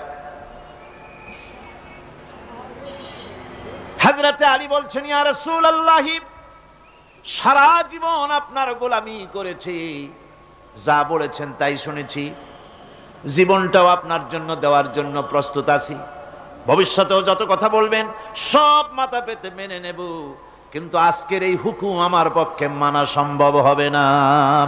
আমি আলীর পক্ষে কিছুতেই সম্ভব নয় যে আল্লাহর নবীর নামের সামনে থেকে মুহাম্মদুর রাসূলুল্লাহ আমি কেটে দেব। রাসূলুল্লাহ শব্দ আমি কাটতে পারবো না, এটা আমার পক্ষে সম্ভব নয়। নবীজি বললেন, আলী, কোন জায়গায় রাসূলুল্লাহ লেখা আমারে দেখো, আমি কেটে দিই। আমার বন্ধুগণ, নাম লিখতে জানেন না, সই করতে পারেন না, পড়তে জানেন না, তিনি বলতেছেন ইন্নামা বুইস্তু মুআল্লিমান, আমি পৃথিবীতে প্রেরিত হয়েছি শুধুমাত্র শিক্ষক হিসেবে দুনিয়ায় এসেছি। সুবহানাল্লাহ।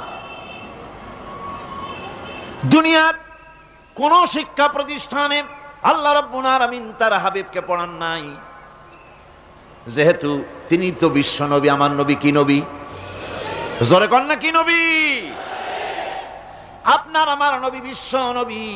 বিশ্ব নবী সাধারণ মানুষের কাছে কি পড়বে? যে পড়াবে তার মগজ তো ছোট, তার জ্ঞান তো সীমিত। সীমিত জ্ঞান দিয়া বিশ্ব নেতারে কি শিখাবে, বিশ্ব নবীরে কি শিখাবে? এই জন্য আল্লাহ রাব্বুল আলামিন বিশ্ব নবীর শিক্ষক আল্লাহ পাক নিজে হয়ে গেলেন। কোরআনে কারীম বলছে, যখনই নবীদের জ্ঞানের কথা এসেছে তখনই আল্লাহ পাক বলেছেন আমি জ্ঞান দিয়েছি। লক্ষ্য করুন, হযরত ইব্রাহিম আলাইহিস সালাম তার পিতাকে ডেকে বলছেন, ইয়া আবাতি ইন্নী ক্বাদ জাআনি মিনাল ইলমি মা লাম ইয়াতিকা ফাত্তাবি'নি আহদিকা সিরাতান সাবিয়্যা। হে পিতা, বিশ্বাস করো, আমার কাছে এমন এক জ্ঞান এসেছে যা তোমার কাছে নাই, যা তোমার কাছে আসে না। তুমি আমার অনুসরণ করো, আমি তোমার সোজা পথ দেখায় দেব। সুবহানাল্লাহ। তুমি আমাকে অনুসরণ করো, যেহেতু আমার কাছে যে জ্ঞান আসছে ওই জ্ঞান তোমার কাছে নাই। ইব্রাহিম আলাইহিস সালামের কাছে কার জ্ঞান আসছে? আল্লাহ রাব্বুল আলামিনের জ্ঞান। লূত আলাইহিস সালাম কি নবুয়ত প্রদান করে আল্লাহ রাব্বুল আলামিন বলছেন, ওয়ালুতান আতাইনাহু হুকমান ওয়া ইলমা, আমি লূতকে আমার পক্ষ থেকে জ্ঞান দান করেছি, হিকমত দিয়েছি, বিজ্ঞান শিক্ষা দিয়েছি, আমি তাকে ইলম দান করেছি। সুবহানাল্লাহ, আমি তাকে ইলম দিয়েছি। মুসা আলাইহিস সালাম সম্পর্কে আল্লাহ পাক বলেন, ওয়ালাম্মা বালাগা আশুদ্দাহু ওয়াস্তাওয়া আতাইনাহু হুকমান ওয়া ইলমা।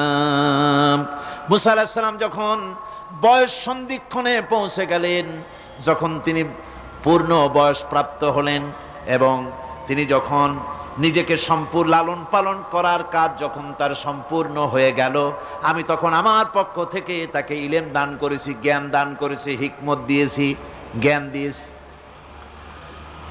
রাসূল করিম সাল্লাল্লাহু আলাইহি ওয়াসাল্লাম সম্পর্কে আল্লাহ পাক বলছেন, ফালা ইন ইত্তাবা'তা আহওয়াআহুম বা'দাল্লাযী জাআকা মিনাল ইলম মা লাকা মিনাল্লাহি মিন ওয়ালিয়্যিন ওয়ালা নাসীর।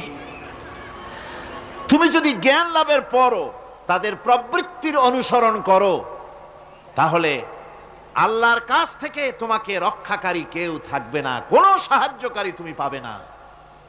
আমি যে জ্ঞান তোমাকে দিয়েছি এটারই অনুসরণ করো, এর মধ্যেই মুক্তি, বিশ্ববাসীর মুক্তি এই জ্ঞানের অনুসরণের ভেতরে। প্রত্যেক জাতির জন্য আল্লাহ রাব্বুল আলামিন নিজের পক্ষ থেকে রাসূল পাঠিয়েছেন। আল্লাহ পাক বলেছেন, ওয়ালিকুল্লি উম্মাতির রাসূল, প্রত্যেক জাতির জন্য আমি রাসূল প্রেরণ করেছি। এমন কোন জাতি নাই যার কাছে নবী রাসূল পাঠানো হয় নাই। ওয়া ইম মিন উম্মাতিন ইল্লা খালা ফিহা নাযীর, সমস্ত নবীদের কাছে, সমস্ত উম্মতের কাছে, জাতির কাছে আমার পক্ষ থেকে আমি নবী পাঠাইছি। কোন সুবহানাল্লাহ।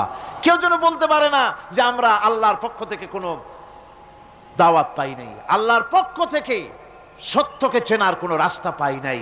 এই জন্য প্রত্যেক নবীদের, প্রত্যেক উম্মতের জন্য, জাতির জন্য আল্লাহ সুবহানাহু ওয়া তাআলা তিনি নবী পাঠিয়েছেন নিজের পক্ষ থেকে, হেদায়েত পাঠিয়েছেন নিজের পক্ষ থেকে। এই নবীদেরকে পাঠাবার উদ্দেশ্য কি ছিল? কোরআনে কারিমে আল্লাহ পাক বলেন, আমাদের নবীকে আল্লাহ পাক ডেকে বলছেন, আলিফ লাম রা কিতাবুন আনজালনাহু ইলাইকা লিতুখরিজান নাসা মিনাজ যুলুমাতি ইলান নূর। আলিফ লাম রা, কিতাবুন আনজালনাহু ইলাইকা লিতুখরিজান নাসা মিনাজ যুলুমাতি ইলান নূর।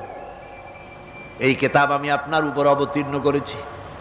এ হচ্ছে একখানা কিতাব। এই কিতাবখানা আমি আপনার প্রতি অবতীর্ণ করেছি। এই জন্য করেছি কিতাব অবতীর্ণ, যাতে করে মানব মণ্ডলীকে পঞ্জীভূত অন্ধকারের ভিতর থেকে বের করে আলোর দিকে নিয়ে আসতে পারেন। এ বিশ্ব হচ্ছে অন্ধকারে ভরা। পৃথিবীতে মানব রচিত যত মতবাদ আছে সব হচ্ছে অন্ধকার। সবগুলি কি? অন্ধকার। এই অন্ধকারের ভিতর থেকে আলোর দিকে নিয়ে আসবেন। আলো হচ্ছে কি? ইসলাম। আলো হচ্ছে কোরআন। কোরআনের দিকে নিয়ে আসবে, ইসলামের দিকে নিয়ে আসবে। সেই জন্য আমি আপনার প্রতি এই কোরআন অবতীর্ণ করেছি। আমার ভাইয়েরা, সকল আসমানি কিতাবের উপরে আমাদের ঈমান আনা লাগবে। শুধুমাত্র কোরআন শরীফের উপরে নয়, সকল কিতাবের উপর ঈমান আনতে হবে। কোরআনকে যেমন মানি, মুহাম্মদ সাল্লাল্লাহু আলাইহি ওয়াসাল্লামকে যেমন মানি, সব নবীদের উপরে ওই রকম ঈমান আনতে হবে। কোরআন যেমন মানি ওই রকম করে সমস্ত কিতাবের উপরে ঈমান আনতে হবে। এটার শর্তই দেওয়া হয়েছে, মুমিন হচ্ছে তারা ওয়াল্লাযীনা ইউমিনুনা বিমা উনজিলা ইলাইকা ওয়া মা উনজিলা মিন ক্বাবলিক। মুমিন হচ্ছে সেই সব লোক, মুত্তাকি হচ্ছে তারা যারা তোমার উপরে নাজিলকৃত কিতাবের উপর ঈমান এনেছে এবং এর আগে যত কিতাব আসছে সমস্ত কিতাবের উপর ঈমান এনেছে। তারাই হচ্ছে মুত্তাকি, তারাই হচ্ছে মুমিন।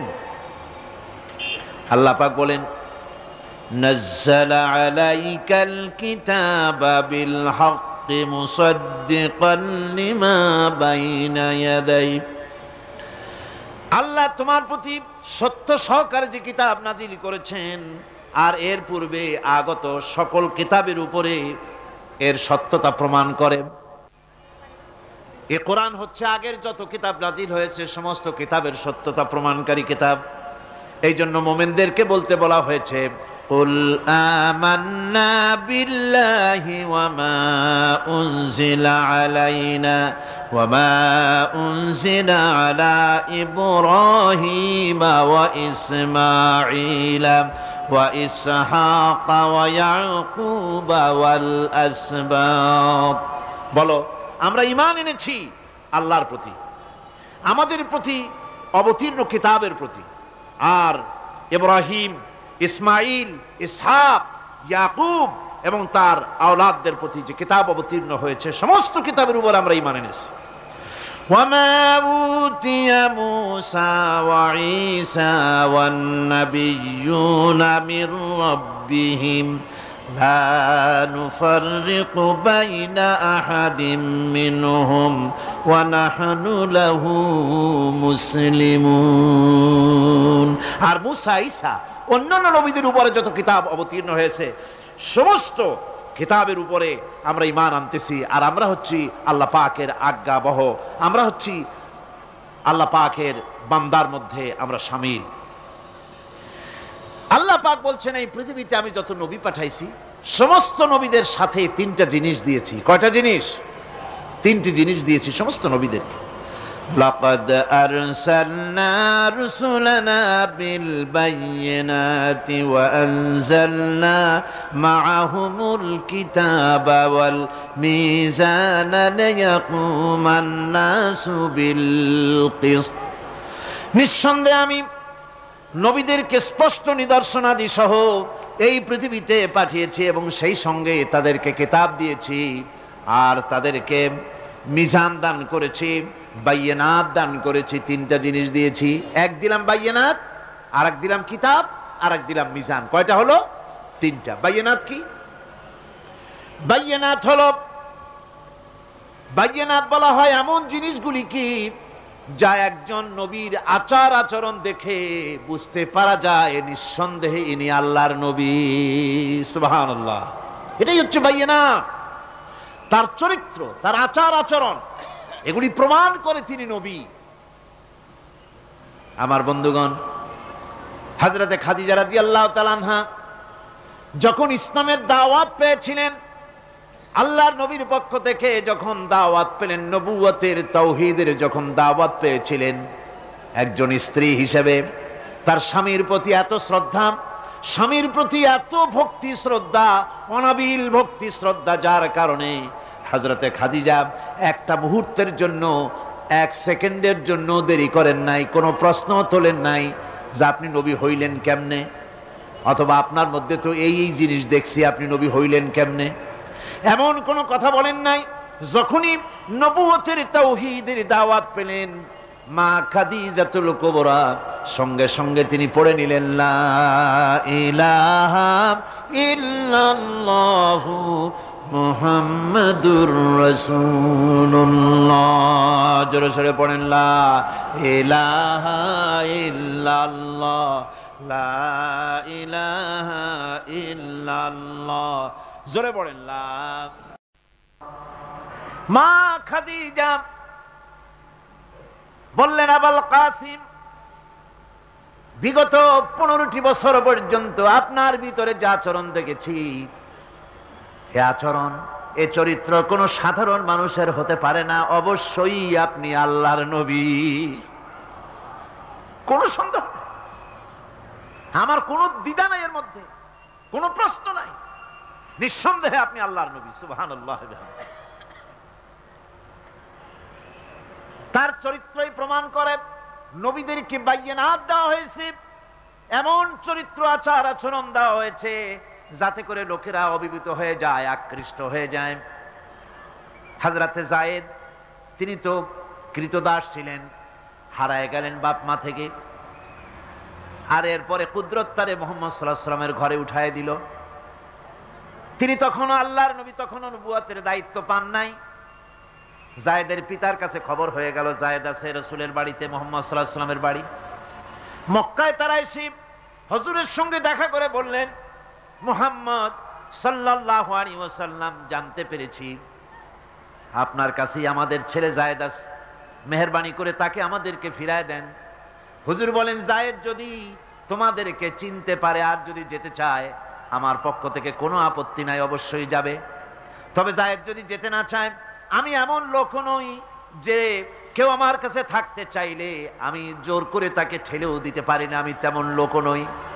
পিতা বললেন, আপনি অবশ্যই যুক্তিপূর্ণ কথা বলেছেন। হযরতে যায়েদ কানা হলো। হুজুর বললেন, তুমি কি চেনো এদের? কি? যায়েদ বললেন, চিনি, ইনি আমার বাবা, উনি আমার চাচা। যায়েদের পিতা বলেন, বাবারে বাড়ি চলো, তোমার মা কেঁদে কেঁদে হয়রান, চলো বাড়ি যাই, বাড়ির যা কিছু আছে সব তোমাকে ফিরিয়ে দেওয়া হবে। হযরতে যায়েদ বলতেছেন, পিতা, বাড়িতে যা আছে তাই শুদ্ধ, তামাম দুনিয়াটা যদি আমারে দেওয়া হয়, এই লোকটির কাছে থেকে যে ব্যবহার পেয়েছি, আমি এই লোকের কদম ছেড়ে যেতে পারি না।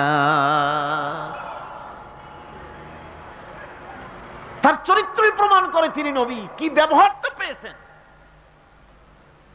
হযরত আনাস রাদিয়াল্লাহু তাআলা আনহু ছোট মানুষ, 8 বছর বয়সের সময় হুজুরের খাদেম হয়ে হুজুরের বাড়িতে আসছেন।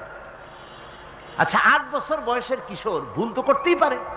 গরম পানি চাইলে ঠান্ডা পানি এনে দেবে, স্যান্ডেল চাইলে জুতো আনবেন, বিছানা বিছাইতে বললে উঠাই দেবে, এটা স্বাভাবিক। কিশোর মানুষ, ছোট মানুষ। এবার শুনুন, বাইয়িনাত কারে বলে? নবীদের বাইয়িনাত আল্লাহ যে দিয়েছেন সেটা কি জিনিস? সেটা হলো উন্নত মানের চরিত্র, তার ব্যবহার, ওঠা বসা, যা দেখলে মানুষ বুঝতে পারে তিনি আল্লাহর নবী। হযরতে আনাসের মুখে শুনুন। হযরতে আনাস রাদিয়াল্লাহু তাআলা আনহু বলেন, একাধিক ক্রমে টানা 10টি বছর রাসূলের খেদমতের ভিতরে নিয়োজিত ছিলাম। 10টি বছরের ভিতরে একটা দিনের জন্য নবীজি আমাকে ধমক দিয়ে কথা বলেন নাই। এটা ধমক দিলেন না আমারে, এটা করছো কেন, এটা করো নাই কেন? সুবহানাল্লাহি বিহামদিহি। গোটা পৃথিবীর সমস্ত মুমিন মুসলমানদের, পুরুষ আর নারীদের জীবন, কলিজা, রক্ত রাসূলের কদম মোবারক উৎসর্গ হয়ে যায়। কারে বলে নবী রাসূল? কি চরিত্র! বাইয়িনাত। আল্লাহ রাব্বুল আলামিন বলেন, নবীদেরকে বাইয়িনাত দিয়েছি আর আমি তাদের সাথে কিতাব দিয়ে দিয়েছি। কিতাবও এমন কিতাব যেই কিতাবের কোনো তুলনা নাই। কোরআনে কারীম নাজিল করে দিলেন আল্লাহ রাব্বুল আলামিন, এমন কিতাব দিয়ে দিলেন কোরআন শুনে মানুষ পাগল হয়ে যেতেছে। রাসূলের উপরে কিতাব নাজিল হলো, হুজুর তেলাওয়াত করতেছেন কাবা ঘরের পাশে বসে। হজের মৌসুম এসেছে, আবু জাহাল ঘরে ঘরে গিয়া বলতেছে আমার দেশে একটা পাগল হয়েছে, কন নাউজুবিল্লাহ। তারে জেনে ধরেছে, খবরদার তার কাছে যাবা না, কি বলে তাও শুনবা না। ওই যে লোকটা দেখা যায়, এখন পাগল দেখার একটা উৎসাহ লোকেদের মধ্যে সব কালে আছে। লোকদের চিন্তা হলো কি বলে তা না হয় নাই শুনলাম, কিন্তু লোকটা কেমন, পাগলটা কেমন একটু দেখে আসি। তারা চলে গেল দেখার জন্য। কানে আঙ্গুল দিয়া গেছে, কেউ বা কানের মধ্যে তুলা দিয়া গেছে। আল্লাহর হাবিবের কাছে গিয়া নবীজির চেহারা মোবারকের দিকে তাকাইয়া তারা দেখতেছে, দেখে দেখে চোখ আর ফেরে না। আহারে, এত সুন্দর কি মানুষ হয় নাকি? পাগল হয়ে গেছে। এত সুন্দর মানুষ, তা কি কখনো পাগল হইতে পারে? আমরা তো পাগল দেখেছি, পাগলের জামা কাপড়ের খোঁজ থাকে না, মাথার চুল একদিকে, মোছ আর একদিকে, দাড়ি আর একদিকে, জামার বোতামের ঠিক নাই, দাঁতে ময়লা, জামায় কাপড়ে ময়লা। এ কেমনে পাগল হবে? এত সুন্দর মানুষ, এত বিন্যস্ত মানুষ, পাগল হবে না নিশ্চয়ই। কান দিয়ে আঙ্গুল সরাইস, কেউ বা তুলা বার করেছে। অমনি নবীজির তেলাওয়াত করা কোরআনে কারীম তাদের কানের ভিতর থেকে ঢুকে কলিজা স্পর্শ করলো। নিজেদের অজান্তে চোখ দিয়া পানি পড়া শুরু হয়ে গেল। বিদেশ থেকে আগত লোকগুলি চোখ থেকে পানি পড়তেছে আর মুখ থেকে বেরিয়ে গেল আশহাদু আল্লা ইলাহা ইল্লাল্লাহু ওয়াহদাহু লা শারীকা লাহু ওয়া আশহাদু আন্না মুহাম্মাদান আবদুহু ওয়া রাসূলুহু। কোরআনে কারীম কি মজার জিনিস আল্লাহ পাক আমাদের দিয়েছেন, সুবহানাল্লাহ। আমার বন্ধুগণ, আল্লাহ পাক বলেন আমি নবীদেরকে বায়নাত দেই, কিতাব দেই, আর দেই তাদেরকে তৃতীয় আর একটা জিনিস, যেটা হলো মিজান। তার মানে হলো মানদণ্ড বা দাড়িপাল্লা। এখানে বোঝানো হয়েছে সত্যের সেই মাপকাঠি যা হক এবং বাতিলের মাঝে ওজন দিয়ে মানুষকে ঠিক করে দেওয়া যায়, এটার নাম মিজান। এই সুবিচার নবীরা ছাড়া সাধারণ মানুষের কাছে পাওয়া সম্ভব নয়। সুবিচার পাওয়া যাবে কেবল কাদের কাছে? নবীদের কাছে, কোরআনের কাছে, নবুয়তের কাছে আর কিতাবের কাছে সুবিচার। আর পৃথিবীতে সুবিচার নাই। আছে সুবিচার? হতে পারে না। সেই জন্য মিজান, দাড়িপাল্লা, এটা হচ্ছে ইনসাফের প্রতীক। এটা কিসের প্রতীক? ইনসাফের প্রতীক। এটা আবার মনে করেন না যেটা জামাত ইসলামের প্রতীক। গ্রাম থেকে কিছু লোক আসছে, ঢাকা হাইকোর্টের সামনে গিয়ে দেখে বিরাট দাড়িপাল্লা টানানো। কয় যে বাপ রে, জামাত ইসলামের এত বড় অফিস! দুনিয়ার সব, বাংলাদেশের সবগুলি কোর্টের সামনে এরকম দাড়িপাল্লা টানানো আছে। ইনসাফের প্রতীক। এটা হচ্ছে ইনসাফের প্রতীক। ইনসাফ কি মুকদ্দাস তারাজু। এই পবিত্র একটি দৃষ্টান্ত আল্লাহ রাব্বুল আলামিন দাড়িপাল্লার সাথে দিয়েছেন, ইনসাফ। এই ইনসাফ কেবলমাত্র করতে পারে কারা? নবীরা। কিসের মাধ্যমে? কোরআনের মাধ্যমে। বায়নাত দিয়েছি, কিতাব দিয়েছি, মিজান দিয়েছি। মিজান দিয়েছি, বিচারটা কেমন দেখো। বিচারটা কারে কয়? ইহুদি এসে একজন মুসলমানের বিরুদ্ধে নালিশ করেছে আল্লাহর নবীর দরবারে। নবীজি সাক্ষ্য প্রমাণ নিয়ে সবকিছু শুনে মিলে রায় দিলেন ইহুদির পক্ষে, মুসলমানের বিপক্ষে। কারে কয় মিজান? নবী তো ইচ্ছা করলে তার নিজের দলের ওই মুসলমানদের পক্ষেই তো রায়টা দেওয়া স্বাভাবিক ছিল। ছিল কিনা কন? বাপ হোক, মা হোক, দলের নেতা হোক, সব সময় নিজের স্বার্থের দিকে টানে। কথা ঠিক কিনা? স্বাভাবিকভাবে বোঝেন। চট্টগ্রাম শহরে সবচাইতে বড় সন্ত্রাসী ধরা পড়েছে। পুলিশ বহু পরিশ্রম করে খাগড়াছড়ি থেকে ঘাট ধরে নিয়ে আসছে। ঢাকা থেকে টেলিফোন আসছে, মন্ত্রী বাহাদুরের টেলিফোন। হ্যালো, কে? চিটাগং এসপি? বলে হ্যাঁ। কারে ধরছো? কয় বল্টু মিয়া রে, ছাড়ো মিয়া, আমার দলের লোক তুমি ঠিক পাও নাই? কয় স্যার অস্ত্র শুদ্ধা ধরছি। অস্ত্র শুদ্ধা ছাড়িয়ে দে। এই জন্য পৃথিবীর সাধারণ মানুষের কাছে ইনসাফ পাওয়া যায় না। যায় আল্লাহ পাক বলেন আমি নবীর কাছে মিজান দিয়েছি। সুবহানাল্লাহ। কেমন মিজান দিলাম? নবীজি বিচার করতেছেন, ইহুদির বক্তব্য শুনে মুসলমানের পক্ষে রায় না দিয়া রায়টা দিলেন ইহুদির পক্ষে। মুসলমান বেচারা অসন্তুষ্ট হয়ে গেলেন। তিনি চলে গেলেন হযরত ওমর রাদিয়াল্লাহু তাআলা আনহুর কাছে। কপাল কত খারাপ, তার কাছে গিয়ে বলছেন আমিরুল মুমিনিন। তিনি তো তখন আমিরুল মুমিনিন হন নাই, যে বলছেন ভাই ওমর একটা বিচারের সানি করার জন্য আসছি। বলে সানি আসছো আমার কাছে? পয়লা গেছিলা কার কাছে? গেছিলাম মুহাম্মদ সাল্লাল্লাহু আলাইহি ওয়াসাল্লামের কাছে। দেখেন অবস্থাটা, সবকিছু শুনে মিলে আমি মুসলমান, চান্দা দেই, জিহাদের পয়সা দেই, সাথে সাথে থাকি, জামাতে নামাজ পড়ি, জিহাদের ময়দানে যাই।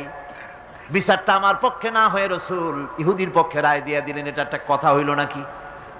আপনি বিচক্ষণ মানুষ, সবকিছু শুনে মিলে আপনি বিচারটার সানি করে দেন। হযরত ওমর বলেন বাবাজি অপেক্ষা করো, আমি তোমার বিচারের সানি করতেছি, দাঁড়াও। হযরত ওমর ঘরের মধ্যে ঢুকলেন, তরবারি নিয়ে আসলেন, খাপের থেকে তরবারি বার করে হযরত ওমর বলেন যেই ব্যক্তি আল্লাহর নবীর ফয়সালা করার পর তা মানতে পারে না, তার সানি করতে আসে, তার ফয়সালা তো এই রকম করে করে দিতে হয়। তরবারি মারলেন, গর্দান পড়ে গেল। এর নাম হচ্ছে মিজান, ইনসাফ। এই ইনসাফ কেবলমাত্র নবীদের পক্ষেই সম্ভব। কাদের পক্ষে সম্ভব? নবীদের পক্ষেই এই ইনসাফ করা সম্ভব। সেই জন্য আল্লাহ বলছেন সমস্ত নবীদেরকে তিনটি জিনিস দিয়েছি, কিতাব দিয়েছি, বায়িনাত দিয়েছি, আর মিজান দিয়েছি। আমার ভাইরা, কিতাবের প্রতি ঈমান আনবো, সব কিতাব মানি, সব রাসূলদের মানি। লা নুফাররিকু বাইনা আহাদিম মির রুসুলি, কোন নবীদের ভিতরে আমরা পার্থক্য সূচিত করি না, সমানভাবে সব নবীদের উপর ঈমান আনছি। যত নবীর নাম জানি আর যত নবীর নাম জানি না, সমস্ত নবীদেরকে মানি, শ্রদ্ধার সাথে ঈমান এনেছি। ঠিক কিনা কোন? সমস্ত কিতাবের প্রতি ঈমান এনেছি, কিন্তু অন্যান্য সমস্ত কিতাবের সাথে সম্পর্ক ছিন্ন করে শুধুমাত্র মানতে হবে কোরআন। শুধুমাত্র মানতে হবে কি? সমস্ত আসমানি কিতাব বিশ্বাস করি, ঈমান এনেছি, কিন্তু সমস্ত কিতাবের সাথে সম্পর্ক ছিন্ন করে মানতে হবে শুধুমাত্র কোরআন। কারণ এটাই হচ্ছে মুকাম্মাল। হযরত ওমর রাদিয়াল্লাহু তাআলা আনহু একদিন রাসূল করিম সাল্লাল্লাহু আলাইহি সাল্লামের সামনে তাওরাতের একটা পাতা এনে তিনি পড়তেছিলেন। বললেন হুজুর তাওরাতের একটা পাতা পাইছি, একটু আপনারে শোনাই। হুজুরের কাছ থেকে অনুমতি না নিয়েই তিনি তা পড়া শুরু করে দিলেন। কিছুক্ষণ পর হযরত আবু বকর রাদিয়াল্লাহু তাআলা আনহু এসে তিনি রাসূলের চেহারার দিকে তাকিয়ে দেখেন আল্লাহর নবীর চেহারা মোবারক গোসায় লাল হয়ে আছে। হযরত সিদ্দিক আকবর রাদিয়াল্লাহু তাআলা আনহু বলেন ওমর, এর থেকে যদি তুই মরে যেতি, এর থেকে তুমি যদি মরে যেতে। তিনবার বললেন। হযরত ওমর হতচকিত হয়ে গেলেন। তিনি তাকিয়ে রাসূলের চেহারা মোবারকের দিকে দেখেন, হুজুরের চেহারা গোসায় ভরে গেছে। হযরত ওমর থরথর করে কাঁপতে লাগলেন, বললেন ইয়া রাসূলুল্লাহ, ওমরের জীবন, ওমরের মা বাপের জীবন আপনার কদমে উৎসর্গ হয়ে যাক। কি অপরাধ করেছি ইয়া রাসূলুল্লাহ? হুজুর বলছেন ওমর, তুমি যে কিতাবের পাতা আমারে শোনাইতেছো, এই কিতাব যার উপরে অবতীর্ণ হয়েছে সেই মুসা আলাইহিস সালাম যদি আজকে বেঁচে থাকতেন, আমার উম্মতের ভিতরে শামিল হওয়া ওয়াজিব হয়ে যেত। সুতরাং সমস্ত কিতাব থেকে সম্পর্ক ছিন্ন করে মানতে হবে কেবলমাত্র কোরআন। মানতে হবে কোনটা? আর ওই কিতাবগুলির সাথে আমাদের থাকবে কি? ঈমানের সম্পর্ক। কিসের সম্পর্ক? ঈমান ও আকীদার সম্পর্ক। আর মানতে হবে কোরআন। এই কোরআনে কারিমের রয়েছে বিশেষ কিছু বৈশিষ্ট্য। সুবহানাল্লাহ, কত বৈশিষ্ট্য! কোরআনে কারিমের রয়েছে বৈশিষ্ট্যে ভরা এই কোরআন, যা আল্লাহ রাব্বুল আলামিন আমাদেরকে দান করেছেন। এর এক নম্বরের বৈশিষ্ট্য হলো কোরআন আরবি ভাষায় নাজিল হয়ে গোটা পৃথিবীতে ছড়ায় আছে, আজও পর্যন্ত কোরআনের মধ্যে কোনো পরিবর্তন হয় নাই। হয়েছে কোনো পরিবর্তন? সামনের দিকে হওয়ার সম্ভাবনা আছে? আল্লাহ পাক বলেন, নাহনু নাযালনা যিকরা ওয়া ইন্না লাহু লাহাফিজুন। কোরআন নাযিল করেছি আমি আল্লাহ, আর এর সংরক্ষণের সবটুকুন দায়িত্ব আমি আল্লাহ আমার নিজ হাতে গ্রহণ করেছি। আমার হাতে এটা গ্রহণ করেছি। এটা কোরআনের বৈশিষ্ট্য। পৃথিবীতে কোরআন মুখস্থ, আপনার বেদ, বাইবেল, অন্যান্য ধর্মগ্রন্থ মুখস্থ করেছে, এর কোনো নজির নাই। আছে নাকি? কোনো নজির নাই। কিন্তু কোরআন মুখস্থ করেছে লক্ষ লক্ষ মুসলমান পাওয়া যাবে, কোটি খানেক মুসলমান পাওয়া যাবে যারা কোরআন মুখস্থ করেছে। আল্লাহ রাব্বুল আলামিন বলেন, ওয়ালাকাদ ইয়াসসারনাল কুরআনা লিযিকর। কোরআন মুখস্থ করার জন্য আমি আল্লাহ বান্দাদের কাছে আমি সহজ করে দিয়েছি। এই পৃথিবীতে কোরআনের বড় বৈশিষ্ট্য হচ্ছে কোরআনের চাইতে বেশি পড়া হয়েছে এমন কোন কিতাব পৃথিবীতে আছে? নাম করেন, নাম করেন, বলেন। এমন কোন কিতাব পৃথিবীতে নাই। আমার ভাইরা, এমন মজার কিতাব, মানুষ বুঝেও পড়ে না বুঝেও পড়ে, রাতের বেলায় তাহাজ্জুদের নামাজ পড়ে কোরআন তেলাওয়াত করে, আর চোখের পানি দিয়া দাড়ি ভিজে যায়। কোরআনে কারীম এত মজার কিতাব, এই কোরআনে কারীমকে আল্লাহ রাব্বুল আলামিন বিরাট নিয়ামত করে মানুষের জন্য পেশ করেছেন। আর এই কোরআনেরই অনুসরণ করতে হবে, বৈশিষ্ট্যগুলি বুঝতে হবে। আর এই কোরআনের অনুসরণ করা লাগবে, কারণ কোরআনকেই একমাত্র অনুসরণযোগ্য কিতাব বলে আল্লাহ সর্বশেষ এই কিতাব নাজিল করেছেন। আল্লাহর পক্ষ থেকে আর একটা বাণীও মানুষের জন্য আসবে না। আসবে নাকি? আল্লাহর পক্ষ থেকে আখিরি কালাম। আল্লাহ পাক বলছেন, ইন্না আনজালনা ইলাইকাল কিতাবা বিল হক লিতাহকুমা বাইনান নাসি বিমা আরাকাল্লাহ। আমি এই কিতাবকে সত্য সহকারে তোমার উপরে অবতীর্ণ করেছি, যাতে করে এই সত্য জ্ঞান এবং বিচার ফয়সালা তুমি মানুষের মধ্যে করতে পারো। সেই জন্য আমার পক্ষ থেকে এই কিতাব তোমার উপরে সত্য সহকারে অবতীর্ণ করেছি। এই কিতাবেরই অনুসরণ করতে হবে কেবলমাত্র, আর কোনোটার নয়। সুতরাং কোরআনের প্রতি ঈমান আনার লক্ষ্যে কোরআনের বিশুদ্ধতা সম্পর্কে সন্দেহ এবং সংশয় দূর করা জরুরি। কোরআনের প্রতি আমাদের কি কোনো সন্দেহ আছে? জোরে বলেন, আছে? আলহামদুলিল্লাহ কোন কোন আলহামদুলিল্লাহ। আল্লাহ রাব্বুল আলামিন প্রথমে তো চ্যালেঞ্জ করেছিলেন, তোমরা যদি সন্দেহ পোষণ করো কোরআনের ব্যাপারে, তাহলে কোরআন শরীফের মতো করে একখানা কিতাব বানায় আনো। এই চ্যালেঞ্জের মোকাবেলা দুনিয়া কেউ করতে পারে নাই। এরপরে আল্লাহ পাক বলেছেন, পারলা না গোটা কোরআন, কোরআনের মতো করে 10টা সূরা বানায় আনো। তাও সাড়া পাওয়া গেল না, কাউকে পাওয়া গেল না। পরে আল্লাহ পাক সর্বশেষ চ্যালেঞ্জ করলেন, ইন কুনতুম ফি রাইবিম মিম্মা নাযালনা আলা আবদিনা ফাআতু বিসূরাতিম মিন মিসলিহি ওয়াদউ শুহাদাআকুম মিন দুনিল্লাহি ইন কুনতুম সাদিকিন।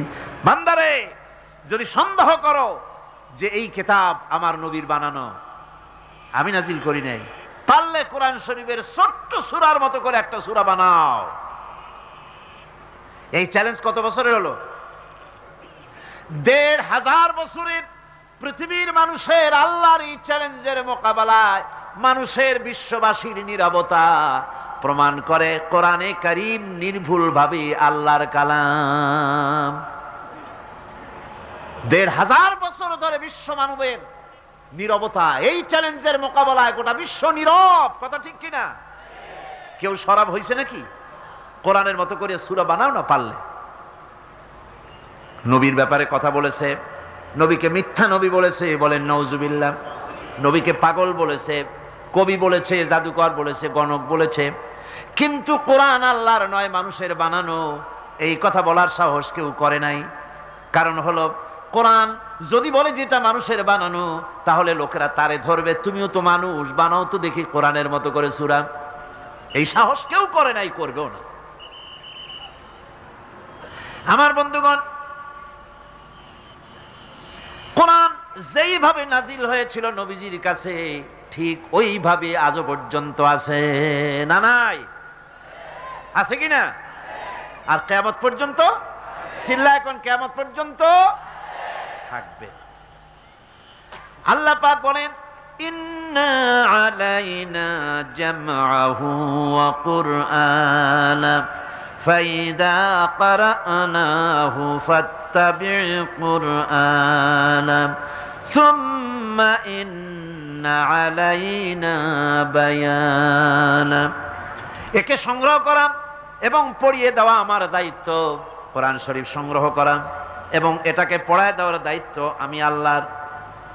অতএব তুমি যখন একে পড়ো, তখন তোমার সেই কোরআনকে অনুসরণ করবে, আর এর অর্থ বুঝিয়ে দেওয়ার দায়িত্ব আমি আল্লাহর। রাসূল করিম সাল্লাল্লাহু আলাইহি ওয়াসাল্লাম কোরআন শরীফ নাজিল হচ্ছিল, আর তেলাওয়াত করতে গিয়ে, মুখস্থ করতে গিয়ে তাড়াহুড়ো করতেছিলেন। বারবার জিহ্বা ওড়াচ্ছেন, রাসূলের মুখস্থ করতে কষ্ট হচ্ছে। এই দৃশ্য আল্লাহ রাব্বুল আলামিনের বরদাশত হলো না। রব্বুল আলামিন তার হাবিবকে শোনালেন, লা তুহাররিক বিহি লিসানাকা লিতাজালা বি। নবী হে, কোরআনে কারীম মুখস্থ করার জন্য জিহ্বা এত নাড়াচাড়া করার কোনো দরকার নাই, এত পেরেশান হওয়ার কোনো প্রয়োজন নাই। আমার জিব্রাইল আপনার প্রতি যখন কোরআন অবতীর্ণ করবে, আমার জিব্রাইলের সাথে মাত্র একবার তেলাওয়াত করবেন, আপনার সিনার ভিতরে গোটা কোরআনে কারীম জামায়ে দেওয়ার মালিক আমি আল্লাহ রাব্বুল আলামিন। আমি মুখস্থ করাই দেব।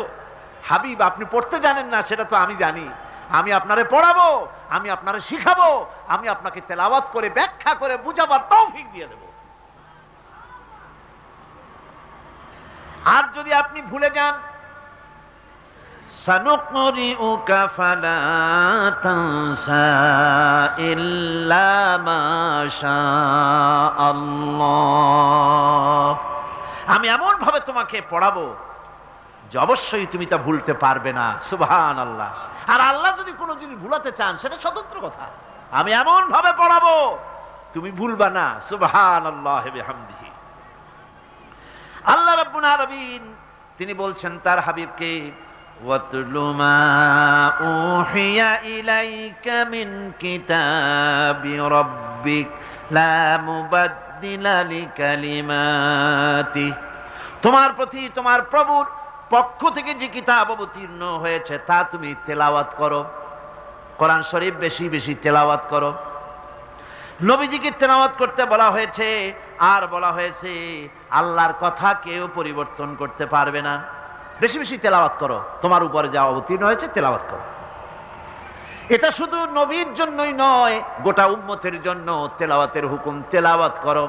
কোরআন শরীফ যে পৃথিবীর বুকে অবিকল আছে, তার যতগুলি কারণ, ওর মধ্যে বড় একটা কারণ হলো কোরআন শরীফ যত বেশি মুসলমানেরা পড়ে, এত বেশি কোনো ধর্মগ্রন্থ তার অনুসারীরা পড়ে না। ঠিক কিনা? নামাজি তেলাওয়াত করে, এমনি তেলাওয়াত করে, করবে না কেন?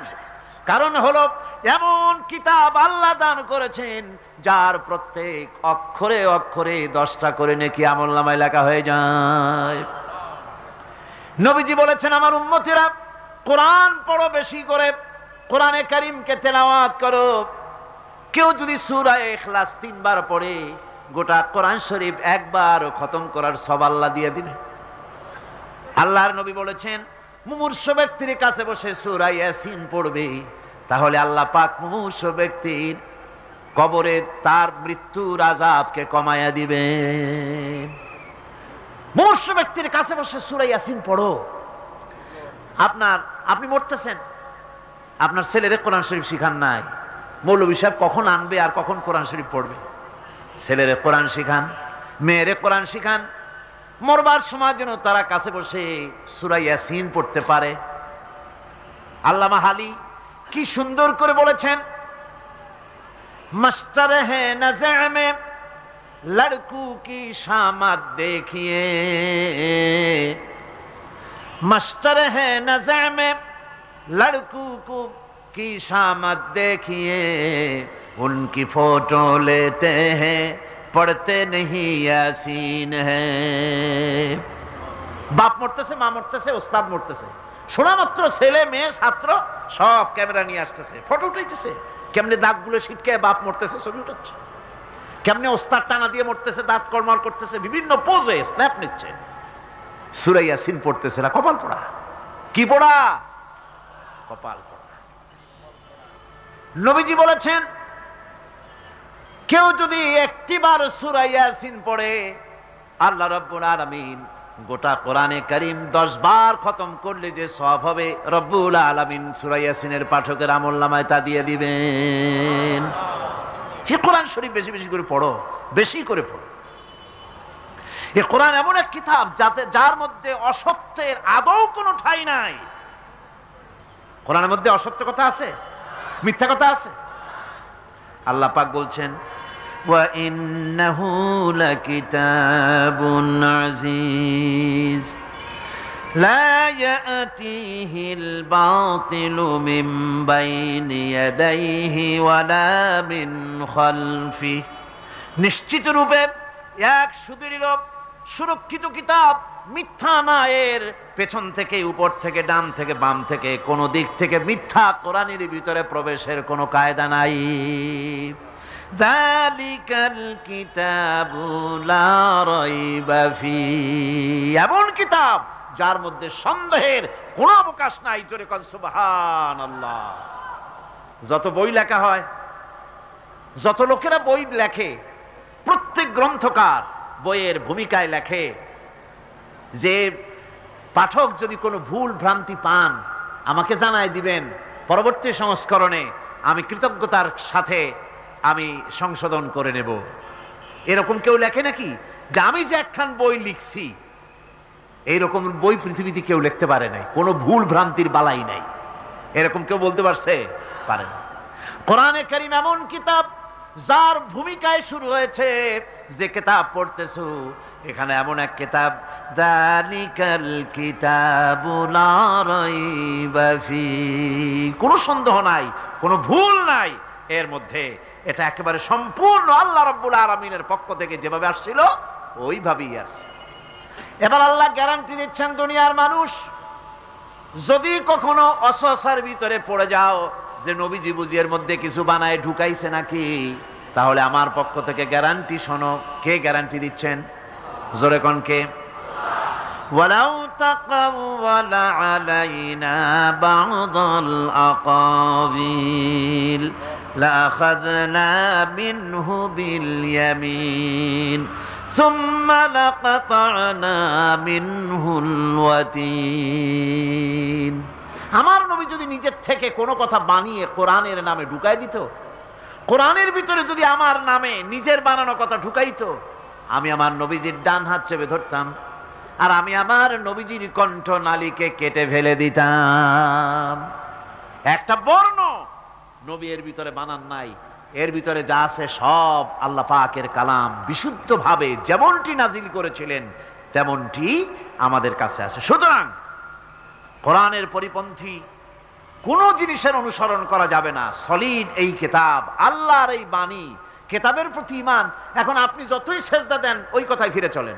ওই যে প্রথম কথা, লাইসাল বিররা আন তুওয়াল্লু ওয়ুজুহাকুম কিবালাল মাশরিকি ওয়াল মাগরিব ولكن البر من آمن بالله واليوم الآخر والملائكة والكتاب والنبيين।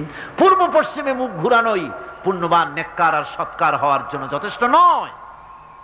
সেজদা দিতে দিতে যদি কপালে দাগও পড়ে যায়, আছে না বহু মানুষ কপালে দাগ পড়ে গেছে আর মনে করে এই কপালে দাগ পড়াটাই ফি উজুহিহিম মিন আসারিস সুজুদ, এটা পড়া দরকার ঘষে হইলেও। আসারিস সুজুদ মানে কপালে দাগ পড়া নয়। লোকটা যে নামাজি তার চেহারার ভিতরে নামাজের আসর ফুটে ওঠে। সুবহানাল্লাহ বিহামদিহি। লোকটারে দেখলেই বোঝা যায় এই লোকটা নামাজি। তার চরিত্র, তার ওঠা বসা, তার চলাফেরা, তার আচরণ, তার হাসি, তার বক্তব্য, তার ওয়াদা, তার সবকিছু দেখে প্রমাণিত হয় যে লোকটা নামাজি। এটাই হলো আসরের সুজুদ। দাগ পড়লেই ওইটার নামই আসরের সুজুদ না। তাহলে যাদের কপালে দাগ পড়ে না সারা জীবনে তাদের অবস্থাটা কি? সুতরাং পূর্ব পশ্চিমে কতগুলো সিজদা দিলেন ওইটা বড় কথা না। বড় কথা হলো এইগুলির উপরে ঈমান আনা। কিতাব মানছি তো, কিতাব ছাড়া আর কোনো কিছুকে অনুসরণ করা। এবার শুনুন আল্লাহ পাক কি বলতেছেন, ইত্তাবিউ মা উনজিলা ইলাইকুম মির রাব্বিকুম ওয়া লা তাত্তাবিউ মিন দুনিহি আউলিয়া। যা কিছু তোমার প্রভুর পক্ষ থেকে অবতীর্ণ হয়েছে সেটারই অনুসরণ করো এবং কোরআন ছেড়ে অন্য কোন পৃষ্ঠপোষকের অনুসরণ করো না। কে নিষেধ করেছেন? কে নিষেধ করেছেন? এই কোরআনের পরিপন্থী কোনো জিনিস মানা যাবে না। কোরআন যা বলেছে সেটাই মানতে হবে। কোরআন কি শুধু নামাজের কথা, রোজার কথাই কইছে নাকি? আর কিছু বলে নাই? নামাজের কথা বলেছে, রোজার কথা বলেছে, হজ যাকাত বলেছে, অর্থনীতি বলেছে, সমাজনীতি বলেছে, রাজনীতি বলেছে। কি বলে নাই? তিবিয়ানান লিকুল্লি শাই। মানুষের জন্য যা দরকার আল্লাহ সব খুলে খুলে কোরআনে কারিমে বলে দিয়েছেন। সুবহানাল্লাহ বিহামদিহি। মানুষ বেকুব, বোঝে না, তাই কোরআনকে মনে করে তাবিজের কিতাব, তদবিরের কিতাব, ঝাড়ফুঁকের কিতাব, এগুলি মনে করে কোরআনকে ফেলে রেখেছে। আর ওই যে আমি বলি, বিবাহের সময় কোরআন শরীফকে ভেলভেটের কাপড় দিয়া জড়াইয়া সুন্দর করে সাজাইয়া গুছাইয়া তারপরে মেয়ের সাথে দিয়ে দেয়। মেয়েওয়ালারা জিজ্ঞেস করে, ভাই সাহেব কোরআন শরীফ তো দিলেন, মেয়ে কি কোরআন পড়তে জানে? কয় যে না, কোরআন পড়তে জানে না। দিয়া দিলাম কোরআন, থুইয়া দেবে বাড়িতে শোকেসের মধ্যে, অন্তত জেন ভূত তো আর আসবে না। তাহলে আপনি কি আচরণ করলেন কোরআনের সাথে? আপনি কি মনে করেন যে কোরআন পৃথিবীতে এসে জেন ভূত তাড়াবার জন্য? আহা, কি ভুলটা করলাম, কত বড় মারাত্মক ভুলটা করলাম জীবনে কোরআনের কাছে না এসে। কোরআনে কারীম, ইসলামের কথা হচ্ছে যে কোরআনের উপরে দৃঢ় প্রত্যয় আনতে হবে। যেসব বিষয় কোরআন বলেছে তা মানতে হবে, যেগুলি নিষেধ করেছে তার থেকে বাঁচতে হবে। তাহলেই আমরা কোরআনকে অনুসরণ করেছি বলে তা প্রমাণিত হবে। আর এহেন ঈমান ও আইন পালনের সমষ্টি কি বলা হয়? ইসলাম। এটাকে কি বলা হয়? কোরআন অনুযায়ী, নবীর কথা অনুযায়ী যারা জীবন চালায় এটার নাম ইসলাম। আর যারা মানে তারা হলো মুসলমান। যেখানে দুটি জিনিস বর্তমান থাকবে সেখানে ইসলামও থাকবে। যেখানে ইসলাম থাকবে, কোরআন থাকবে, সেখানে সেখানে ইসলাম থাকবে। যেখানে নবুয়ত আছে, নবীর কথা আছে, যেখানে কোরআনের কথা আছে, যেখানে ঈমান আছে সেখানে ইসলাম আছে। আর যেখানে কোরআন সুন্নাহর বিধান থাকবে না সেখানে ইসলামও থাকতে পারে না। যেমন অনইসলামিক রাষ্ট্রের ভিতরে মুসলমানেরা ইচ্ছা করলেও ইসলামী রাষ্ট্র, ইসলামী হুকুম মানতে পারে না। উদাহরণস্বরূপ, পুঁজিবাদী দেশে কোনো কমিউনিস্ট তার দায়িত্ব পালন করতে পারে না। পারে? আমেরিকায় গিয়ে কোনো কমিউনিস্ট তার দায়িত্ব পালন করতে পারবে? কোন পারবে? ও তো বক্তৃতাই করতে পারবে না, পিটাইয়া সমুদ্রে ভালায় দেবে। আরে বেটা, তুমি কিসের কথা কও? এখানে খাবারের অভাব নাই, পড়ার অভাব নাই, থাকার অভাব নাই, তোমার কমিউনিজম নিয়ে তুমি সমুদ্রে ঝাঁপাও। এটার আমাদের কোনো দরকার নেই। একটা কমিউনিস্ট পুঁজিবাদী স্টেটে গিয়ে তার দায়িত্ব পালন করতে পারে না। অনুরূপ ভাবে কোন পুঁজিবাদী লোক কোন কমিউনিস্ট স্টেটে গিয়ে তার পুঁজিকে রক্ষা করতে পারে না। ঠিক একই ভাবে অনইসলামিক শাসন ব্যবস্থায় কোন মুসলমান ইসলামের সম্পূর্ণ দায় দায়িত্ব পালন করতে পারে না। এই জন্য ইসলামী হুকুমতের প্রয়োজন, আল্লাহর আইনের দরকার। আল্লাহর আইন যতক্ষণ পর্যন্ত কার্যকরী না হবে ততক্ষণ পর্যন্ত শান্তি আসবে না। আল্লাহ রাব্বুল আলামিন বলেন, قد جاءكم من الله نور وكتاب مبين يهدي به الله من اتبع رضوانه سبل السلام ويخرجهم من الظلمات إلى النور। তোমাদের নিকট আমার পক্ষ থেকে এসেছে আলো, আর এসেছে সত্য পথ দেখাবার জন্য কোরআন, কিতাব। আলো দিছি, কিতাব দিছি। আলো কি? মুহাম্মদ রাসূলুল্লাহ সাল্লাল্লাহু আলাইহি ওয়াসাল্লাম। জোরে কোন সাল্লাল্লাহু আলাইহি ওয়াসাল্লাম। এ হচ্ছে আলো।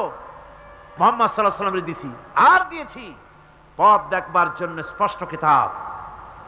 আল্লাহ পাকের সন্ধানকারীদের জন্য শান্তি এবং নিরাপত্তার পথ বলে দেবে এই কোরআন। শান্তির পথ, নিরাপত্তার পথ কে বলে দেবে? কে বলে দেবে? পৃথিবী কি শান্তির পথ দেখাইতে পেরেছে? বলেন, দেখাতে পেরেছে? পারে নাই। নিরাপত্তার পথ দেখাতে পারে নাই। এই যে মাত্র 3 মাস আগে, ডিসেম্বর, নভেম্বর, 2 মাস আগে, মাত্র 2 মাস আগে জাতিসংঘের 50 বছর পূর্তি হয়ে গেল, অনুষ্ঠান হয়ে গেল। যেদিন জাতিসংঘের 50 বছর পূর্তি উপলক্ষে ফুর্তি অনুষ্ঠিত হচ্ছে জাতিসংঘ অফিসে নিউ ইয়র্কের জাতিসংঘের অফিস থেকে মাত্র আধা মাইল দূরে আমার প্রোগ্রাম চলতেছিল। আমি সেখানে আমার আলোচনার ভেতরে বলেছিলাম, পৃথিবীর জাতিসংঘের 185টি সদস্যভুক্ত দেশের রাষ্ট্রপ্রধান এবং সরকার প্রধানরা এসে এই সমাবেশে মিলিত হয়েছে জাতিসংঘে। বললাম 185 জন লোক এসে জড়ো হয়েছেন যারা দুনিয়া শাসন করছেন। কি করবেন আপনারা? কি করতে পারবেন? শান্তি দিতে পারবেন পৃথিবীতে? ডিম তা দিলে তার থেকে বাচ্চা বেরোয়, পাথর তা কিয়ামত পর্যন্ত দিলেও পাথরের ভিতর থেকে বাচ্চা ফুটবে না। ফুটবে? ফুটবে। বললাম 185 জন সরকার প্রধান, রাষ্ট্রপ্রধান এক জায়গায় হলেন, পারবেন কি বসনিয়ার মুসলমানদেরকে সার্বীয় কুকুরদের হাত থেকে রক্ষা করতে? পারবেন কি সোমালিয়ার অমুক্ত মানুষদেরকে খেতে দিতে? পারবেন ইরিত্রিয়া, ফিলিপিন, বার্মার লোকের অধিকার ফিরিয়ে দিতে? পারবেন কি কাশ্মীরকে হিন্দুস্তানের জুলম আর অত্যাচার থেকে কাশ্মীরকে বিচ্ছিন্ন করে স্বাধীনতাকামী মানুষদেরকে স্বাধীনতা ফিরিয়ে দিতে? পারবেন না, পারবেন না। আপনারা 50 বছর পূর্তি উপলক্ষে ফুর্তি করতে আসছেন, যার যার দেশে ফিরে যাবে। এয়ারপোর্টে নামার পর সাংবাদিকরা জিজ্ঞেস করবে, স্যার আলোচনা কেমন হলো? ওনারা বলবেন আলোচনা অত্যন্ত ফলপ্রসূ হইয়াছে। ফলপ্রসূ তো হয়েছি, আনন্দপূর্ণ খানা, আনন্দপূর্ণ পরিবেশ, নাচ গান, যে যা চায় সব পাওয়া যায় সেখানে। সুতরাং আলোচনা সফর খুবই আনন্দদায়ক হয়েছে। পৃথিবীবাসীদের কপালে যা আছে তাই হোক, ওনাদের আনন্দ টিকে থাকলেই হলো। সুতরাং জাতিসংঘ ছাড়েন, আমার দেশ নিয়ে যে সার্ক তৈরি হয়েছে, 7টা দেশ নিয়ে সার্ক তৈরি হলো, এটাকে আমি সার্ক বলি না, এটাকে বলি শার্ক। শার্ক মানে হাঙ্গর। 7টি দেশ মিলে এক জায়গায় যখন রাষ্ট্রপতিরা বসেন, তখন আমার কাছে মনে হয় কোরআনে কারিমে আল্লাহ পাক বলেছেন, তাহসাবুহুম জামিআন ওয়া কুলুবুহুম শাত্তা। এদের দেখলে দেখায় সব ঐক্যবদ্ধ, আসলে একজনের অন্তর থেকে আরেকজনের অন্তর যোজন যোজন দূরে। এক দেশ আর এক দেশের স্বাধীনতা সার্বভৌমত্বের জন্য হুমকি স্বরূপ। সুতরাং শান্তি নিরাপত্তা পৃথিবীর মানুষেরা দিতে পারবে না। জোরে বলেন, পারবে? পারবে না শান্তি দিতে। যদি পারত, লিগ অফ নেশনস পারে নাই, ইউনাইটেড নেশনস পারে নাই। শান্তি এরা সব বিঘ্নিত করেছে গোটা পৃথিবীর, শান্তি কেউ দিতে পারে নাই। শান্তি দেওয়ার মালিক হচ্ছেন আল্লাহ পাক। শান্তি দেওয়ার মালিক কে? আল্লাহ পাক। আল্লাহ পাক বলেন, কোরআন দিলাম শান্তি এবং নিরাপত্তার পথ বের করবে। তোমরা যে অন্ধকারে আছো, ইখরিজুহুম মিনাজ যুলুমাতি ইলান নূর, তোমাদেরকে অন্ধকারের ভেতর থেকে আলোর দিকে টেনে বের করবে ইসলাম। কে বের করবে? জোরে বলেন, কে করবে? ইসলাম টেনে বের করবে তোমাদেরকে অন্ধকারের ভেতর থেকে আলোর দিকে। সুতরাং সেই আলোর অনুসরণ করো, সেই কোরআনের অনুসরণ করো। কোরআনই পারবে তোমাদেরকে শান্তি দিতে, স্বস্তি দিতে, স্থিতিশীলতা দিতে। একদিন এ কোরআন মুসলমানদেরকে দিয়েছিল বিশ্বজোড়া খ্যাতি। আমরা সেই সে জাতি, তারপরে কি? আমরা সেই সে জাতি, সাম্য মৈত্রী এনেছি আমরা বিশ্বে করেছি। কবি নজরুলের এই কথা, আল্লাহ পাক তাকে জান্নাত নসিব করুন, বলুন আমিন। আমাদের জাতীয় কবি, আমাদের প্রাণের কবি ফারুক আহমদ, কাজী নজরুল ইসলাম, এরা মুসলমানদের গৌরব, মুসলমানদের মুখ রক্ষা করেছেন তারা। সুতরাং সাম্য মৈত্রী পৃথিবীতে আমরাই সৃষ্টি করেছি। গোটা পৃথিবীতে একদিন এই কোরআনের কারণেই বিশ্বে আমরা খ্যাতি অর্জন করেছিলাম, আর আজ আমরা পৃথিবীতে লাঞ্ছিত। সেই হারানো মর্যাদা আবার কি ফিরে পেতে চান? আমার সামনের থেকে শখানিক লোকেরা চায় সেই সাম্য, সেই ভ্রাতৃত্ব, সেই হারানো মর্যাদা, সেই হারানো প্রতিপত্তি সব কিছুকে আবার ফিরে পেতে চান।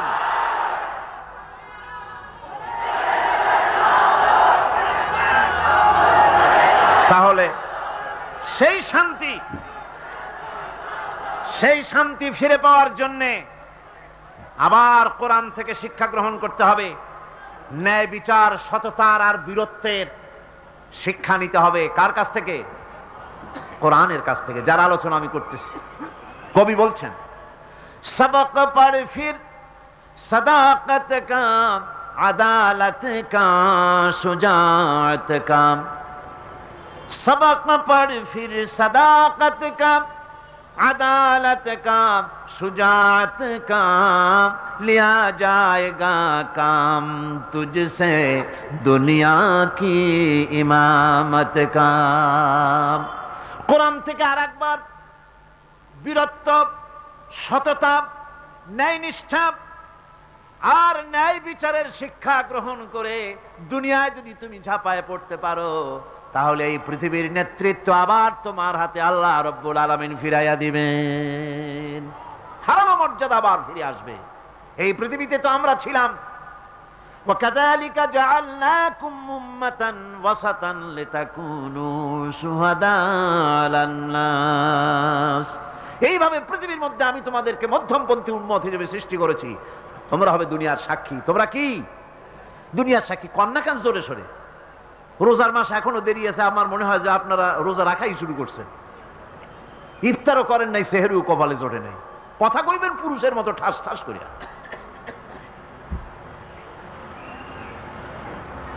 আমরা ছিলাম, আমরা হব পৃথিবীর জন্য সাক্ষী। আমরা কি হব? সাক্ষী কারে কয়? সাক্ষী বলা হয় পৃথিবীতে, আমাদের দেশে মাটি কাটলে মাটির মধ্যে মাটি কাটিয়া মাটি খনন করে একটা উঁচা এরকম ঢিবি মতো বানায় রাখে। চতুর্দিকের মাটি কাটে, মাঝখানে একটা উঁচু মতো বানায় রাখে। এটারে কি কয়? বাংলাদেশের সব জায়গায় এটারে কয় সাক্ষী। ওটা কিসের সাক্ষী? হ্যাঁ, মাটি কাটার সাক্ষী। কতখানি কাটা হইলো, গভীর কত, চওড়া কত, এটা ওটা প্রমাণ করে। কন্ট্রাক্টর আসিয়া ফিতা ধরে মাপে দেখবে, আর মাটি কদ্দুর কাটা হইছে, এটা হইছে তার সাক্ষী।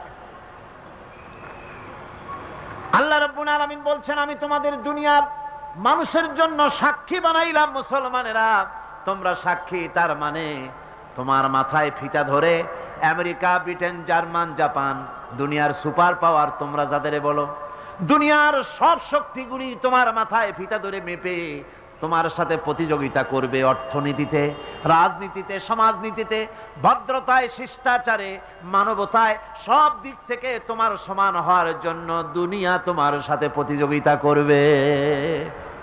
তুমি হবে বিশ্বের মানদণ্ড, বিশ্ববাসীর অনুকরণীয় একটি জাতি। ইমামে আকওয়াম, খাইরে উমাম তোমাদের বানানো হয়েছে।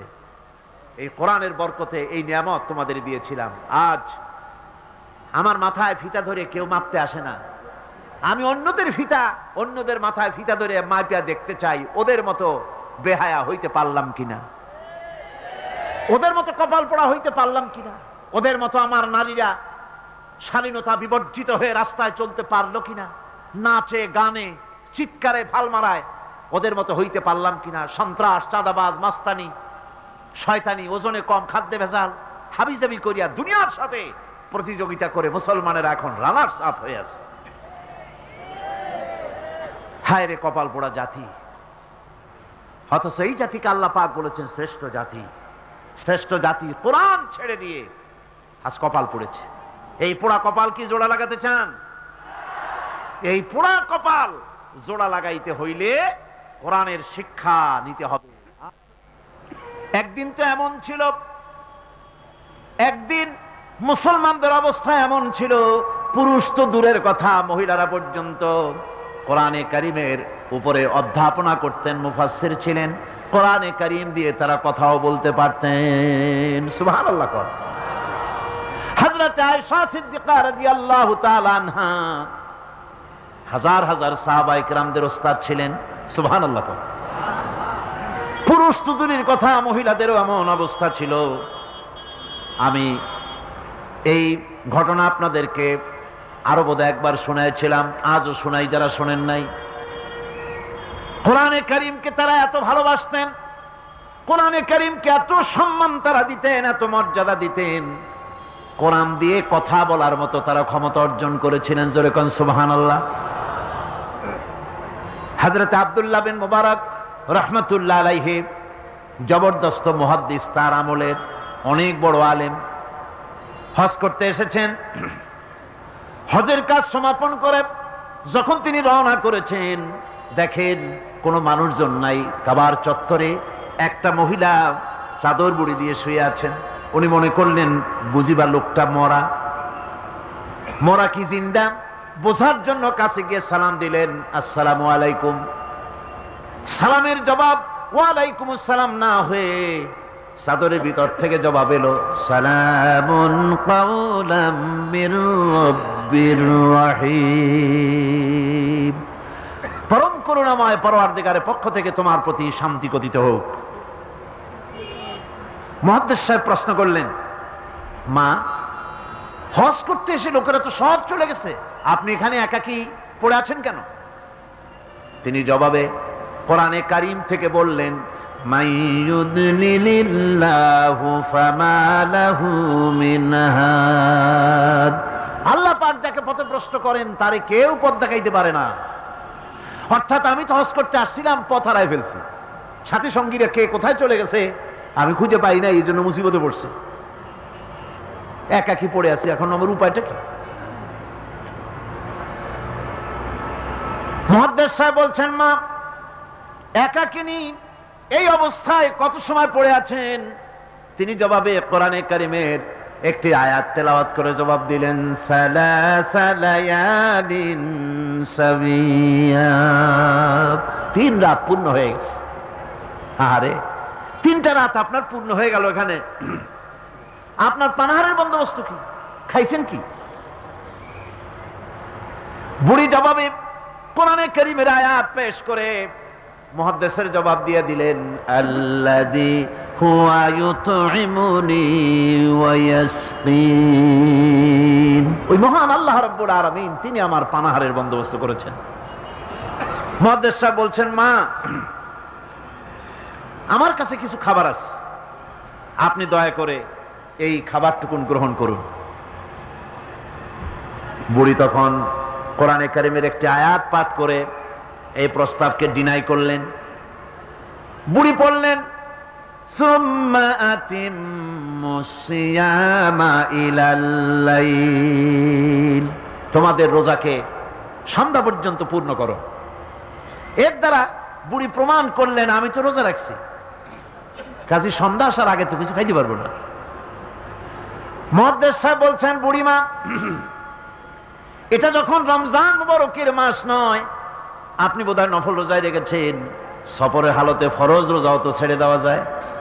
আপনি কি খাইছেন না খাইছেন, আপনি আমার এই খাবারগুলি খান, রোজা ভাঙলে অসুবিধা হবে না? নফল রোজা ভাঙলে অসুবিধা কি? বুড়ি জবাবে বলছেন, ওয়া আনতাসুমু খায়রুল লাকুম ইন কুনতুম তা'লামুন। যদি তুমি নফল রোজা রাখো তা তো তোমার জন্যই কল্যাণকর, সুতরাং আমি নফল রোজা রাখছি, সেটা আমার জন্য কল্যাণকর, তোমার কথা মতো আমি খাবো নাকি? মুহাদ্দিস সাহেব বলছেন, বুড়িমা, প্রত্যেক কথার জবাব কোরআন দিয়া দেন কেন, কারণটা কি?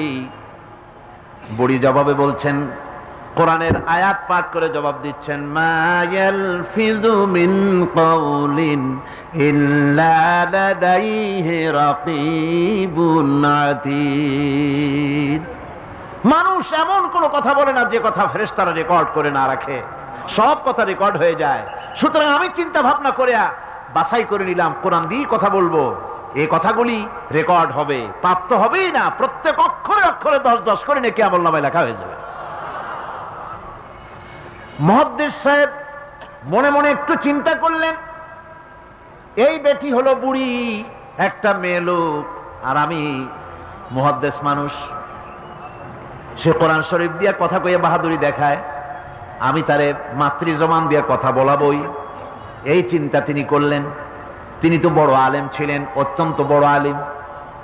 তার সম্পর্কে তার সাথীরা কবিতা রচনা করেছিলেন। তিনি যখন তার এলাকা ছেড়ে গিয়েছিলেন, তার সাথীরা বলেছেন, ইজা সারা আব্দুল্লাহ মিম্মার উলাইলাতান,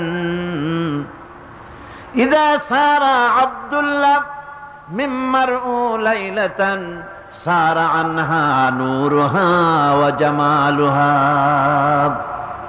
আব্দুল্লাহ যখন আমাদের এলাকা ছেড়ে গেল, তখন এলাকার সৌন্দর্য গেল, নূর গেল, আলো গেল, সব হারায় ফেললাম। যেহেতু তিনি সাহিবী ইলম ছিলেন। তারা বলল, ইদা যুকিরাল আখিয়ারু ফি বালদাতিন ফাহুম আনজুমুন ওয়া আনতা হিলালুহা। আমরা যখন আমাদের বন্ধুদের মধ্যে আলোচনা করি, তখন আমাদের বন্ধুরা আর যত বড় বড় আলেম আছে, তারা যদি তারকা হয়, তাহলে আব্দুল্লাহ তুমি তো সেই তারকা রাজির মধ্যে চাঁদের মতো। এরকম বড় আলেম ছিলেন হযরতে আব্দুল্লাহ বিন মুবারক। তিনি চিন্তা করলেন, এই বুড়ি দেখি তারে দিয়া তার মাতৃজবনে কথা কওয়া যায় নাকি। তিনি জিজ্ঞেস করলেন, আচ্ছা বুড়িমা, বাড়ি কই? ওনার চিন্তা, বাড়ি ওই কোরআন শরীফের মধ্যে তো খাগড়াছড়ি ফটিকছড়ি নাই, গ্রামের নাম তো নাই, ধরা যায় নাকি।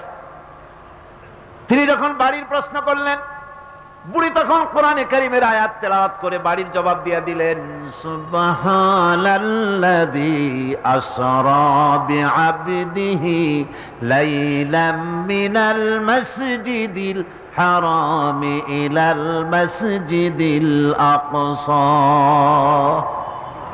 পবিত্র মহান সত্তা, দোষ ত্রুটি অক্ষমতা দুর্বলতা থেকে মুক্ত সেই মহান সত্তা, যিনি তার বান্দাকে ইসরা করিয়েছেন মসজিদে হারাম থেকে মসজিদে আকসা পর্যন্ত।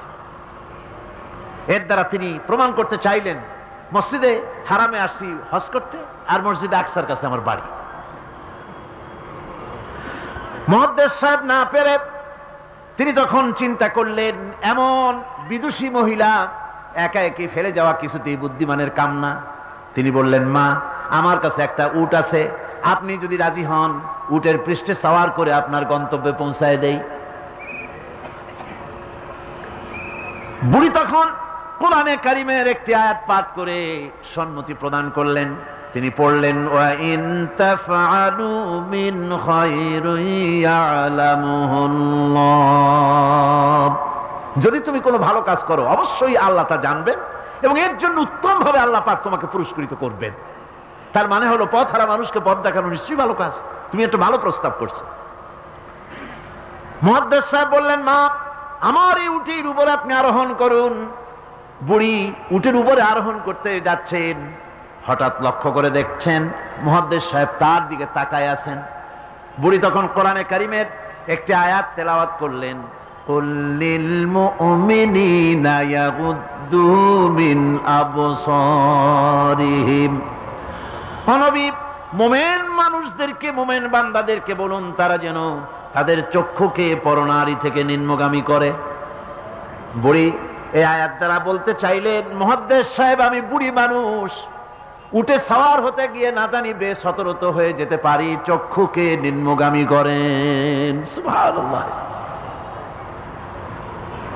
উটের রশি টেনে টেনে যখন তারা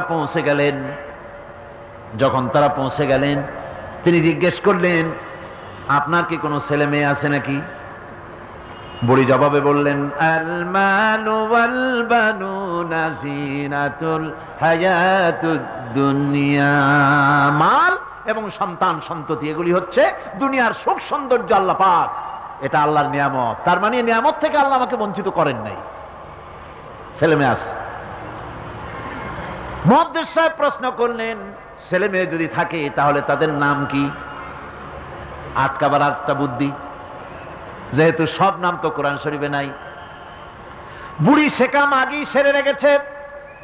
বুড়ি কোরআনে কারীমের আয়াত পাঠ করে ছেলেদের নাম বলে দিলেন, ইয়া ইয়াহিয়া খুদিল কিতাবা বিকুওয়া ওয়া কাল্লামাল্লাহু মূসা তাকলীমা ওয়াত্তাখাযাল্লাহু ইব্রাহিমা খলীলা। যথাক্রমে তিনটে আয়াত তেলাওয়াত করে তিনটা নাম বললেন, ইয়াহিয়া, ইব্রাহিম, মুসা, আমার ছেলে। সুবহানাল্লাহি ওয়া বিহামদিহি। আরে কপাল পোড়া মুসলমান! এই মুসলমানেরা এখনকার যুগে ছেলেদের নাম রাখে বল্টু, শান্টু, তারপরে বাংলা আর আরবি মিশাইয়া শুভ রহমান, কৌশিক আহমদ, সাগর হোসেন, বাতাস খাতুন, অক্সিজেন বেগম। কি যে আশ্চর্য নাম শুরু হয়ে গেছে।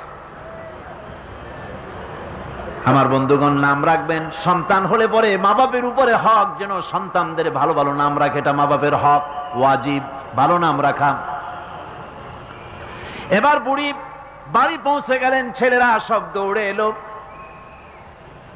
মুহাদ্দিস সাহেব আর কথা বলার সাহস পেলেন না, চুপ করে খাড়া হয়ে আছেন। ছেলেদেরকে বুড়ি তখন নিজের থেকে কিছু টাকা পয়সা বার করে ছেলেদের বললেন, ফাবআসু আহাদাকুম বিওয়ারিকিকুম হাযিহি ইলাল মাদিনা। এই রৌপ্য মুদ্রাগুলি নিয়ে যাও এবং বাজার থেকে কিছু উত্তম খাদ্য সামগ্রী কিনে আনো। বাজার থেকে খাদ্য সামগ্রী আনিয়া প্লেটে সাজাইয়া মুহাদ্দিস সাহেবের সামনে রাখে বুড়ি বলতেছে, কুলু ওয়াশরাবু হানিয়াম বিমা আসলাফতুম ফিল আইয়ামিল খালিয়া। বিগত দিনে তুমি আমার জন্য যে পরিশ্রম করেছো তার বিনিময়ে কিছু আহারীয় গ্রহণ করো। মুহাদ্দিস সাহেব খানা শেষ করে ছেলেদেরকে এক কোণায় নিয়ে জিজ্ঞেস করে, ছেলেরা, তোমার মা কোরআন শরীফ থেকে এই ধরনের কতদিন কথা বলতেছে? ছেলেরা বলে, মুহাদ্দিস সাহেব, আমরা জ্ঞান হওয়া অবধি শুনতেছি আর হিসাব করেছি 1 বছর 2 বছর নয়, আমার মায়ের মুখের থেকে বিগত 40 বছরের ভিতরে কোরআন শরীফ ছাড়া কোনো কথা শুনি নাই।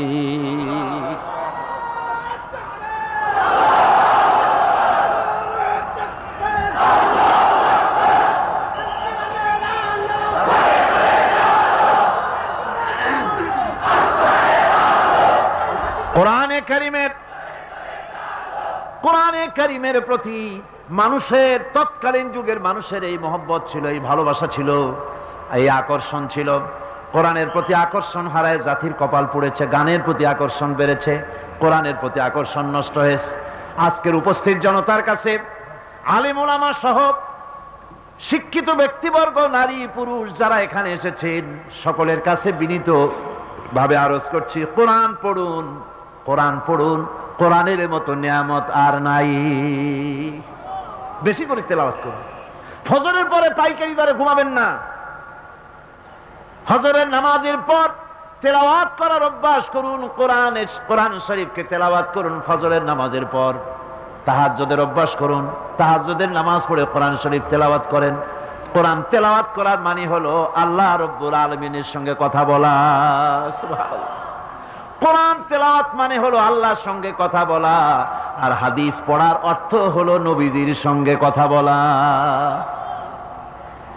এত বড় নিয়ামত আল্লাহ আমাদের দিলেন, কপাল পোড়া জাতি সেই নিয়ামতকে ভুলে গেছে।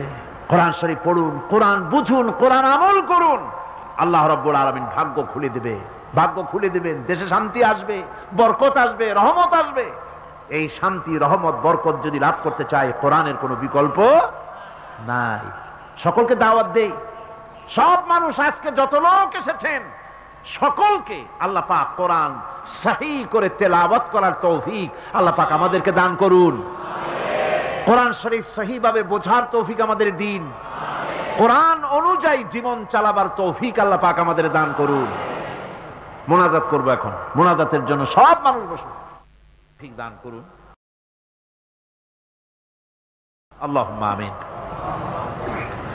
ربنا ظلمنا أنفسنا وإن لم تغفر لنا وترحمنا لنكونن من الخاسرين سبحانك اللهم وبحمدك ونستغفرك ونتوب إليك ونشهد أن لا إله إلا الله وحده لا شريك له ونشهد أن محمدا عبده ورسوله اللهم اجعلنا من التوابين اللهم اجعلنا من المتطهرين আল্লাহুম্মা জাআলনা মিন ইবাদিকাস সালিহিন আল্লাহুম্মা জাআলনা মিনাল্লাযীনা লা খাউফুন আলাইহিম ওয়া লা হুম ইয়াহজানুন।